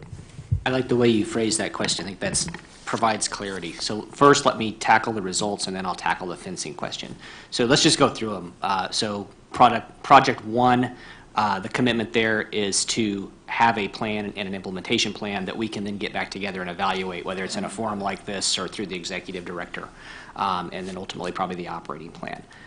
With respect to project number 6, one of the things that's been discussed is, hey, it's great that we want to go for a new enterprise data approach, but we have existing systems that are becoming antiquated. So I see the IFS as a separate item. I would note that point has not been made. The IFS business process review was a commission-directed assignment in the operating plan, and as a result of the shutdown, we do not have the man-hours to complete the project. So this is simply to complete work that has already been directed to do some process mapping and see what a modernized IFS might look like. So that's all we're committing to, is essentially a pre-requirements.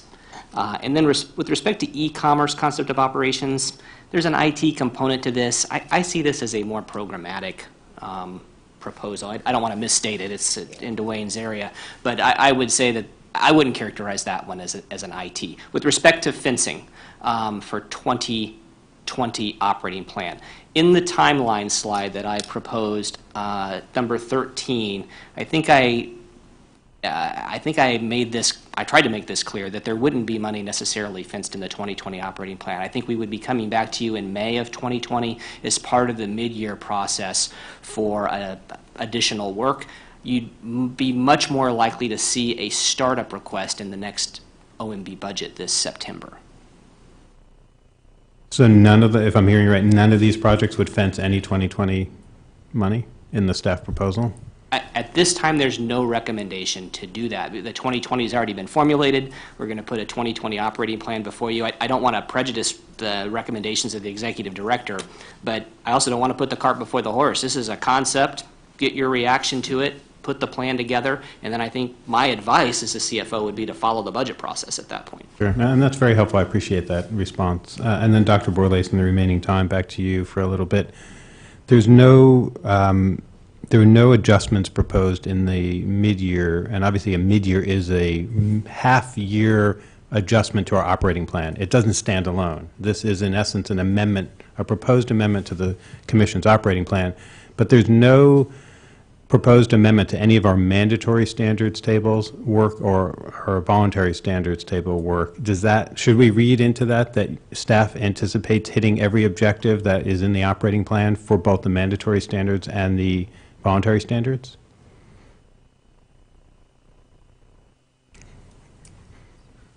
I think it's fair to say that we're executing the commission direction that's in the operating plan, and certainly for EXHR, if there's anything as the year's gone up and, furlough time, et cetera, lost, we're working through the executive director's office to make sure y'all are apprised of any changes that are going to happen from what the commission direction was in the operating plan to what we're able to execute.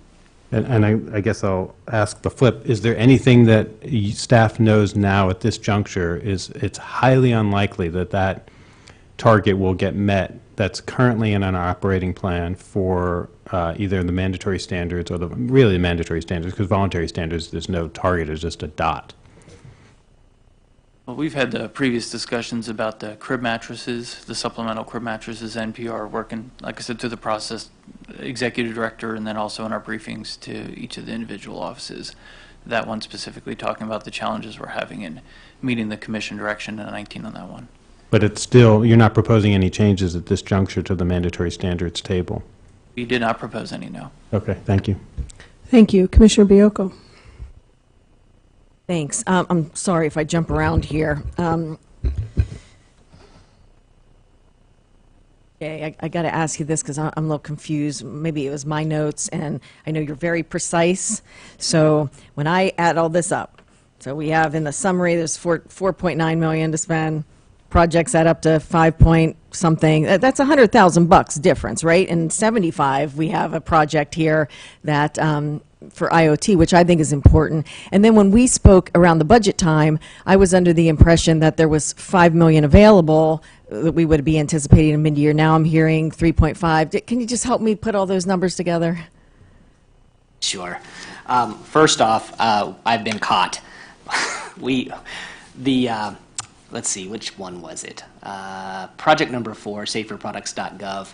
That project had a last-minute change in the estimate, and we updated the table and didn't catch the math. That's okay. I mean, So this is not a challenge. Please No, don't take it that way. not at all. I'm just trying to see where I can get the most money at the Yeah. most use. Yep. And then with respect to our conversations, and Commissioner Kaye, with his experience, was kind of alluding to this. So the current unexecuted balance, if the year were to end today, that's the number that I've given you. That's my best guess. And what we talked about is sort of what happens between now and the end of the year. And the reason I think that number could grow, in fairness, is I don't know what ultimately won't get executed in the procurement process. Every year there are things that are in the operating plan that the Commission has directed us to do that for one reason or another, either a contractor doesn't bid or the bid proposal that we received is just so wildly different than what it is we wanted. We make the tough decision to just say, we're just going to cut this, and that results in additional funds in the mid-year process. So that's why there's some fungibility in that number. That helps. And so the line that we were talking about between 6 and 7 could definitely move, and it would move depending upon the reorder if we decide as a commission to reorder them. Yes, of course. So let's talk about this saferproducts.gov, because you mentioned that. We have 590,000 noted on this. Do we really need 590, not 500, right, 590,000? Do we really need that much to do what Mr. Rolfus was talking about? I mean, what does that, that's a lot of money. Well, I'll let Jim respond to this specifically if he would like to come to the table. I would just note that this estimate did go through the Investment Review Board process. Oh, no, I'm just trying to figure out Sure. what costs so much. This is my ignorance. I apologize. But So it is an estimate, and we won't actually know what the actual cost of the project itself will be until we actually get the bids from from the contractors. This is based on estimates from my team, based on similar work, looking at the extent of changes that need to be made to the site, and looking and calculating that against labor hour costs. And so that's how we generate that estimate. The estimate could end up going higher or lower.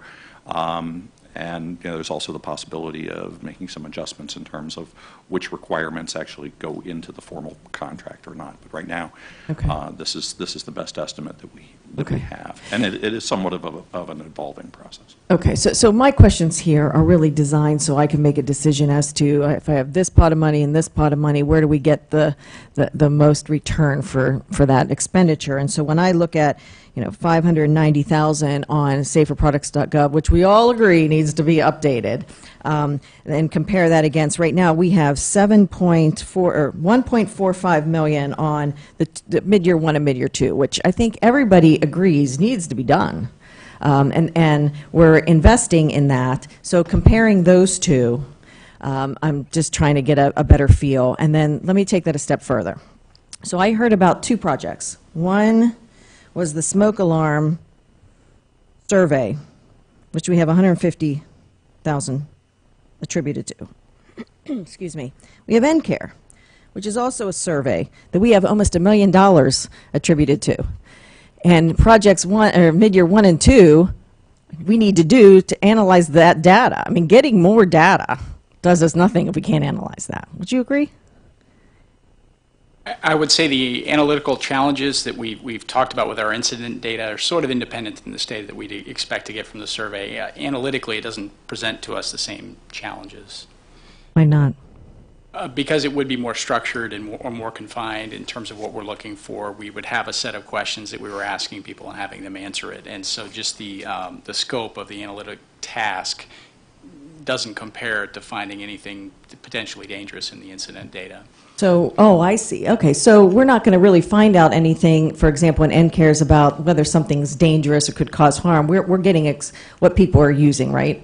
Mm-hmm. So, to be fair, I mean, analysts do this stuff all the time. I mean, can't we reach out, and there's other forms other than spending $1 million, which is a significant amount for this agency to find out what products people are using.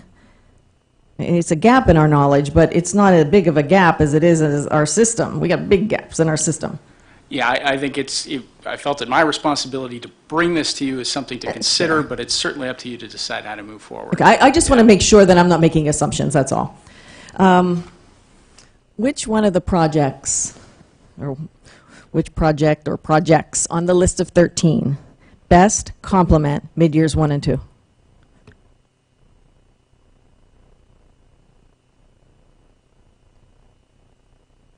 Well,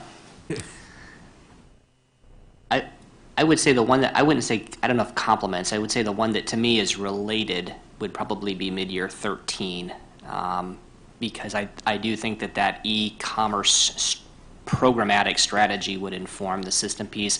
I don't know that it's as urgent. Okay.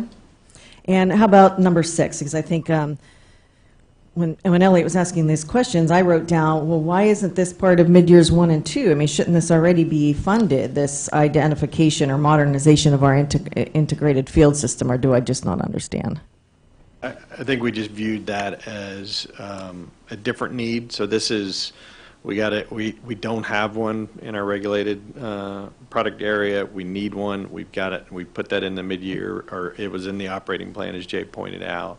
And we don't have people to throw at it, but we need to make that move ahead. So I think that was why it was broken out as a separate process. Okay. On the ATV stability and rollover, you have 695,000 on here. Is there any suggestion that the voluntary standards are not moving on a positive basis forward?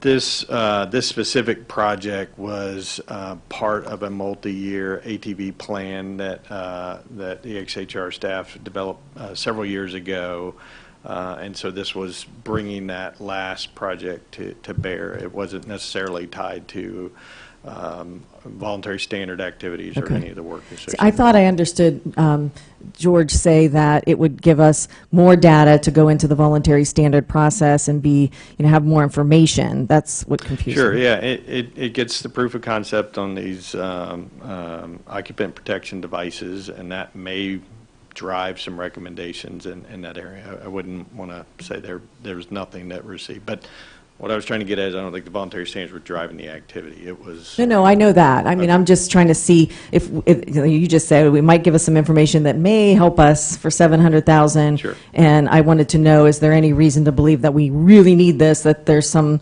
reason that the voluntary standards that are the process isn't going to adequately address the issue? I don't know that I got a good answer to Okay, that right now. that's okay. I'm happy to get back to you on that. All right, that's fine. Okay. I write my stuff down as we're talking, and then I can't go back. I wanted to go back to something that Bob said. Oh, IoT. So IoT, 75,000, I think is a small number, and I think, I don't think we're really developing a project to see if we're being hacked. Rather, it's to look at projects that can be hacked and to see if there's a safety component to it. Is that correct? Yes. Okay. And I heard on the radio just today, which I had never thought of up until today, made me a little nuts, that there's a concern that your camera on your PC that everybody has can easily be hacked. Imagine the safety risks and harms that can result from something like that. So I point that out because I think this is a very important project, and I just wanted to make sure that we're going to use that money, if we vote on that, to actually look at the safety components of the product, not necessarily the CPSC being hacked. It is focused purely on the safety of the product and whether the product by some external action could become dangerous. Okay. through And I just read this week a 2017 report from the staff that talked about some of the hazards that they've identified a few years ago. I think Elliot instructed the staff to have it done, and there was a lot of IoT stuff in there. So I think this is important. Thank you. Thank you. Commissioner Feldman. Thanks. And following on the discussion of the IoT lab, I understood, and I don't want to speak for any of my colleagues, but I understood Commissioner Adler's concerns about security as sort of coming from a place of operational security. You're absolutely correct. It wasn't that we're trying to develop something to prevent ourselves from being hacked. Right. That it makes sense. You know, obviously CPSC is a safety regulator. We are not a privacy or security regulator, but there's a nexus between all of those things and safety, potentially, that if we're putting together a lab to take a look at connectivity, that it be air-gapped or that there be some sort of security measures put in place to make sure that we're not inadvertently opening up a potential attack vector against the agency that would create security or privacy concerns with respect to our broader systems, right? The light bulb just went off, so I'm sorry. Sorry, Bob. Listening to the questions that were asked, I think I've had a lot of what I wanted to push on addressed. I still, when my eye runs down the right-hand column here, the number that jumps out is this nearly $1 million for NCARES. This is the largest ticket item on the table here. It is, almost 30% of the total projected unobligated funds, the $3.5 million that exists right now. I don't fully understand what it is, what this survey is looking to accomplish, how this fits into our broader mission. So if you could take some time and just unpack that a little bit, that would be helpful. Yeah, and just to give you some history on this, so for example, I think it was 2001, the last time we did an ATV exposure study, and so that cost about $1 million at that time to reach out nationally, hear from everyone about what they had, what they used. And I think it's because there are times where we find ourselves in trying to understand an issue that where the elusive piece is the use. So for example, we had something come up, I think in the past year, where we weren't sure if there was an outcome that might have been driven by, say, a product life assumption. And this is an opportunity to sort of observe that directly and say, okay, are people really keeping these products as long and are they actually using them? Many of us may have a bicycle in our garage that, yes, we bought it, yes, we still have it, but we haven't touched it in 3 years and it's got a 1/4 inch of dust. So it's addressing that sort of gap that exists between simply talking about sales and product life and getting into actual use. And then also it can get you towards some of these other frontiers, whether it's thinking about chemical exposure or it's thinking about some of these newer products where maybe a lot of the adverse outcomes haven't manifested themselves yet, and yet we are concerned about that, so we may want to sort of understand how people have and use some of these newer things that have just come out. Okay, so it would be a survey that would increase our insight and expertise into product life cycles and sort of overall exposure based on sort of how products are distributed in the marketplace and what the sort of exposure ratio would be? More simply, we would just say, what products do people have and use? And so if we've got some that are on our radar and we're questioning what that universe looks like, for example, within our ATV report, we pulled out certain tables because we felt like we no longer could use data that was that old to talk about what people might have in terms of their exposure. And so it's just bringing to our understanding of any particular product that element of not just what's gone wrong, but what people have and how often things haven't gone wrong. And again, I think that's for all of you to judge whether that's valuable to you in making your insights or whether you feel like the other sources are useful. Okay, that's good background information. I appreciate that. Thank you. I wanted to ask about item number 13, the e-commerce ConOps. Can you unpack a little bit who would be involved in putting together this concept of operations? I see that this is an EXIS program within the agency, so I would imagine Mr. Jaholski would be intimately involved with this. But is this in developing this concept? Does this contemplate coordinating with other entities in the federal government outside of CPSC? Are there industry stakeholders that are sort of integral to how e-commerce flows in the United States that would necessarily have to be a part of this? And are there some force multiplier or cost savings associated with reaching out to a broader and more diverse group of stakeholders to help actually draft this concept? A lot to answer. I'll try to get them all, but I've got 4 minutes and 45 seconds. Okay, I got it. First of all, yes, Jim's team is definitely would be the lead on this project. This anticipates contracting that work out, so getting issuing a contract, and likely use one that we already have in place, and that would feed that. As far as other agencies, obviously we're going to be engaged with CBP in that. Any other entities that, I think part of this hedging is the current work that we're doing is identifying stakeholders that would be relevant in this space to talk to and get their perspective, and I think that's going to influence how this plan and this concept of operations will be developed. Okay, I think it would make sense to loop in a broader set of stakeholders at the earliest possible opportunity when you're developing the concept to make sure that whatever is ultimately developed makes sense in the real world, is implementable, and is something that we then don't have to recreate the wheel in terms of deployment when we get to that stage. It's not a if, it's a when. This is something that's going to be on the agency's table for the foreseeable future. I want to go about this in the most efficient way possible. Sure, we agree with that. Lastly, I wanted to ask about item number 10, the child strength measurement. This is $100,000 for a quantitative analysis of postural data. Dr. Borlase, where are we deficient in our understanding of child strength measurement? What is this expenditure going to ultimately tell us that we don't know currently? So we already have a funded effort underway on doing child strength measurement, and as part of the research in it, they are measuring the forces associated to children opening things, gripping things, etc. The idea here is not just gathering some of that force data, but then getting additional postural data of how children are standing, how they are orienting their bodies when they do these forces. So in terms of the deficiency, like I said, it's really a supplement to an already funded effort to try and gather some of this additional information on how children stand, position their body when they're doing these forces. Okay, and what would that tell us that we don't already know?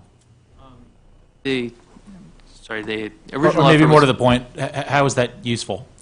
It's useful, especially for the anthropometric data, as we're looking at updating some of this older information on children's strength. For CPSC's purposes, looking at, for different ages when they're interacting with products, what do we expect the greatest, pull force on a string would be if it's, gripping a doorknob, or to the point on packaging, how do they actually grab things and twist them? Some of it is how are they positioning themselves when they do it also. Okay. When we look at the child strength and human factors data going back, I imagine some of this is fairly dated. When we look at the data sets that's currently informing our human factors analysis at the agency, how much does this data change over time? I know that when you look at height and weight data, there's all kinds of nutritional factors that you see sort of wider swings and fluctuation. But when you're actually looking at child hand strength, for instance, is that something that you would expect to see a large amount of fluctuation over time, or is that relatively constant? Like for that specific example, we'd have to get back to you. Part of the original funding and the push was to get this updated because it was older and is data that is used beyond CPSC. So CPSC, whether it's using height weight data that's published by CDC, updated regularly, or just trying to use the best available data, this was an effort of CPSC working with, in this case, University of Michigan, to develop the best available data. But I can get back to you on specifics for the different sources, what they are, because it does vary depending on what we need. Okay. I see I'm almost out of time, but this has been a good discussion. I appreciate you all being here. Thank you. Thank you. I think we are going to go one more round of questions. I think there's just a couple of cleanup questions from everyone. I have one, and then we'll continue on down the dais. I just wanted to go back to the IoT and the funding. As a parent, everyone at the dais is interested in IoT, something that, with Patty Adair's work, spearheading the IoT work, the intergovernmental agency work, is the 75,000 a sufficient number to get the lab to the point that it needs to be at to be able to accomplish its mission? And is the 3-month period to contract with the NIST folks, is that sufficient amount of time to inform us as well?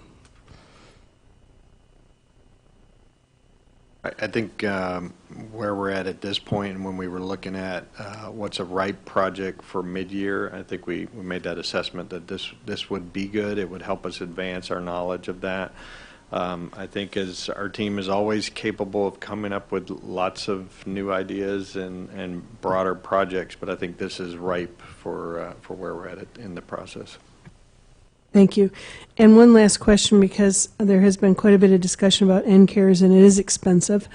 So in addition to what you've talked about, and I notice here in the description of the project, it does refer to the approval that we have to obtain to do these is onerous, and I understand that. But it does refer to pilot survey, pilot analysis, and then full-scale implementation. Is there a way to begin this work or to do it without the entire allocation of the $950,000? I think there would be. So, yeah, what we've described would actually get us all the way to collecting some pilot data, so that's what that estimate included. If we were to stop short of that and simply have them provide to us a design, costing, and a paperwork, a PRA package to send to OMB, I think it would come in something less than that and something quite noticeably less. I don't have that handy, but I could get that to you. I would appreciate that. Thank you. Commissioner Adler. Thank you very much, Madam Chairman. What's a data lake? I've been meaning to ask that, and I forgot. If you can tell me in 30 seconds or less, because otherwise maybe a separate conversation. Sure. Simple explanation of a data lake is it's similar to a data warehouse, except the data that is contained in it tends not to be as formally structured as in a data warehouse. And there's Okay. some advantages to that. All right. There's some advantages It's more and fluid and more disadvantages liquid to in that, our, yeah. yes. Yeah. I did want to echo something that Commissioner Biacco said. The two big proposals, the data, item 1, item 2, I still think I would like to have a separate briefing, so I'm just going to ask that as a courtesy, and I would appreciate it if you wouldn't mind doing that. I did also want to address the issue of ATVs because this is culminating many, many years of work with ATVs, and I'll just say that we've been addressing ATV hazards for 30 years, and they still persist, and we still see far too many horrible injuries, far too many deaths, and far too many children killed on ATVs. I don't know that I'm prepared simply to say let's work with the voluntary standards community on this. I still think that we need to have the possibility of doing a mandatory standard.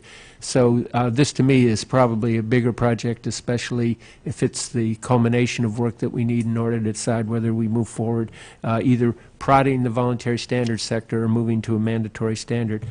I did want, that's just a comment, with respect to project number 8, the smoke and CO alarm local codes, is this designed to go and find out not just generally what are people doing, but what are people doing when the local code mandates a smoke alarm and a CO alarm?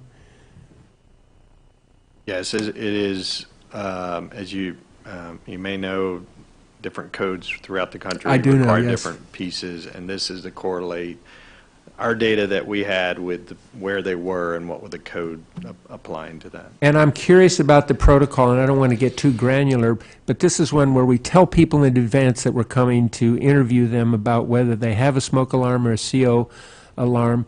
Are we going to say, oh, and by the way, we're checking to see whether you're compliant with the local code? I don't think our intention was to be the code compliance. No, but is it group. to even alert them? Because to me, this, I hate to get into anything political, but it's like saying, are you a citizen when we're doing the census survey? You're not likely to get an honest answer if somebody No, I understands that the code requires them to have a smoke alarm or a CO alarm. I think the idea on this is more to just assimilate all the codes and correlate the data as opposed to the individual person getting the survey. More of a back-end piece of it. Okay, well, I certainly appreciate that. I wanted to go to the Safe Sleep Initiative, and forgive me, first question is, if we were to abandon inclined sleepers as a project, I'm not suggesting that for a moment, but if we were, is this project still a critical project? Yes, because it's broader than just that class of products. It is the sleep environment and the warning labels and messaging associated with that. And I just want to share an impression. It's my impression that we have gazillions of studies assessing the impact of warning labels on consumer behavior, consumer purchase. What possible additional information could we get from this, or am I missing something? Obviously, I am missing something, but what is it that I'm missing?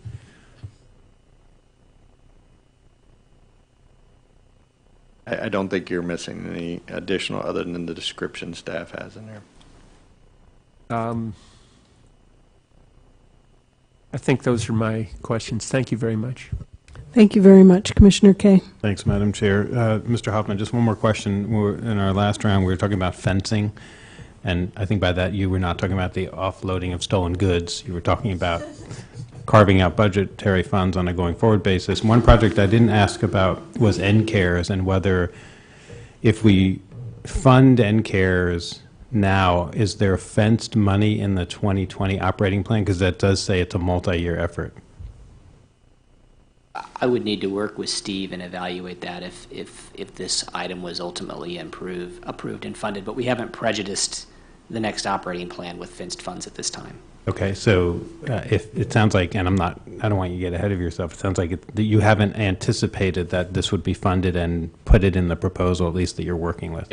We're still in the early stages of formulating the operating plan, so that's a separate issue at this point. Okay, great, that was it. Thank you, Madam Chair. Thank you very much. Commissioner Baiocco.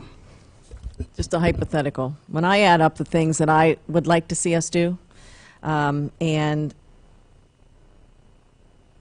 take out some of the things that I'm not a big proponent of, is there any one of these or any particular project on this list that you would like to have more money for if we took some from one thing? Because I have to agree with Commissioner Adler that I don't know what else we're going to get from that particular initiative. Just wondering. And it's a hypothetical. If you haven't thought about it, you don't have to answer. Just wondering. I don't think we do. Okay. That's it. Thank you. Thank you very much. Commissioner Feldman.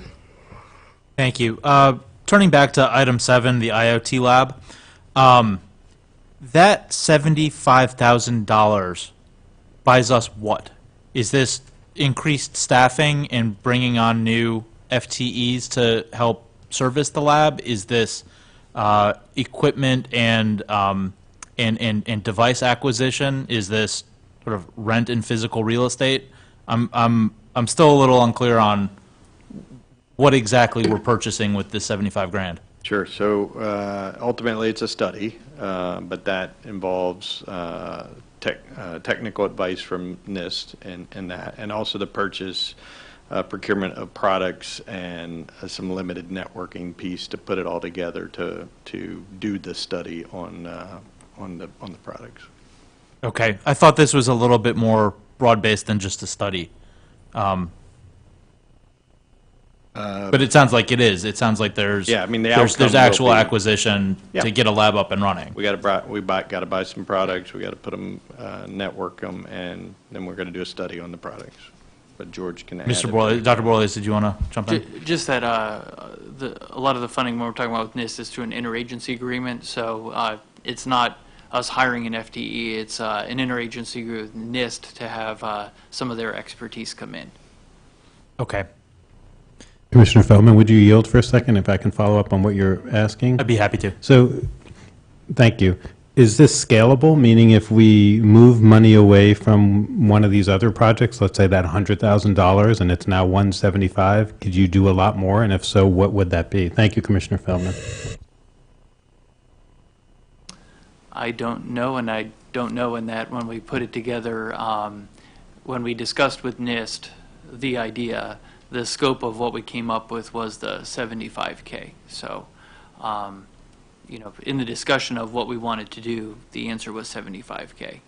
Okay, it would be great if there could be follow-up on the scalability if possible, please. Thank you. Well, I think as staff proposed it, this was the right thing to get ourselves into this.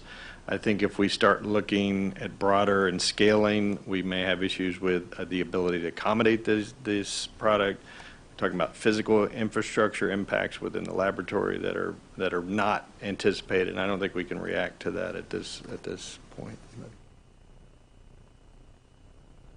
Commissioner Bianca, did you? I'm still not clear, and I'm glad, thank you for letting us follow up. We're not going to study whether we need an IoT lab. We've already made that decision, right? This is going to be what, the next step of that? Like, at the end of this 75,000, can I go out to 5RP and see, no matter how small it is, that we're moving forward? You will see these devices in a lab. What devices?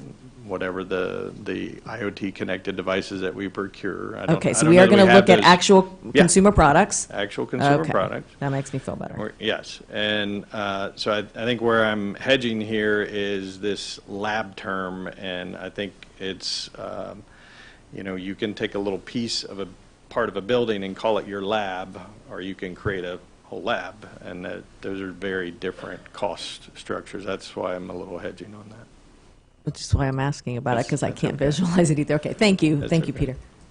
Reclaiming my time. I have no further questions. Thank you. Thank you. Does anyone else have any additional questions? Okay. Having heard no further questions, I again would like to thank the staff for their time and expertise this morning, and everyone who had a part. I know that you're the face of the mid-year, but there are many people behind the scenes who also contributed to the mid-year plan, and I also want to thank them as well. I also want to thank our secretary, Alberta. Thank you very much for keeping the time. And to Rock, who managed to keep the lights on today in OCM. So, having heard no further questions, this concludes the public meeting of the United States Consumer Product Safety Commission.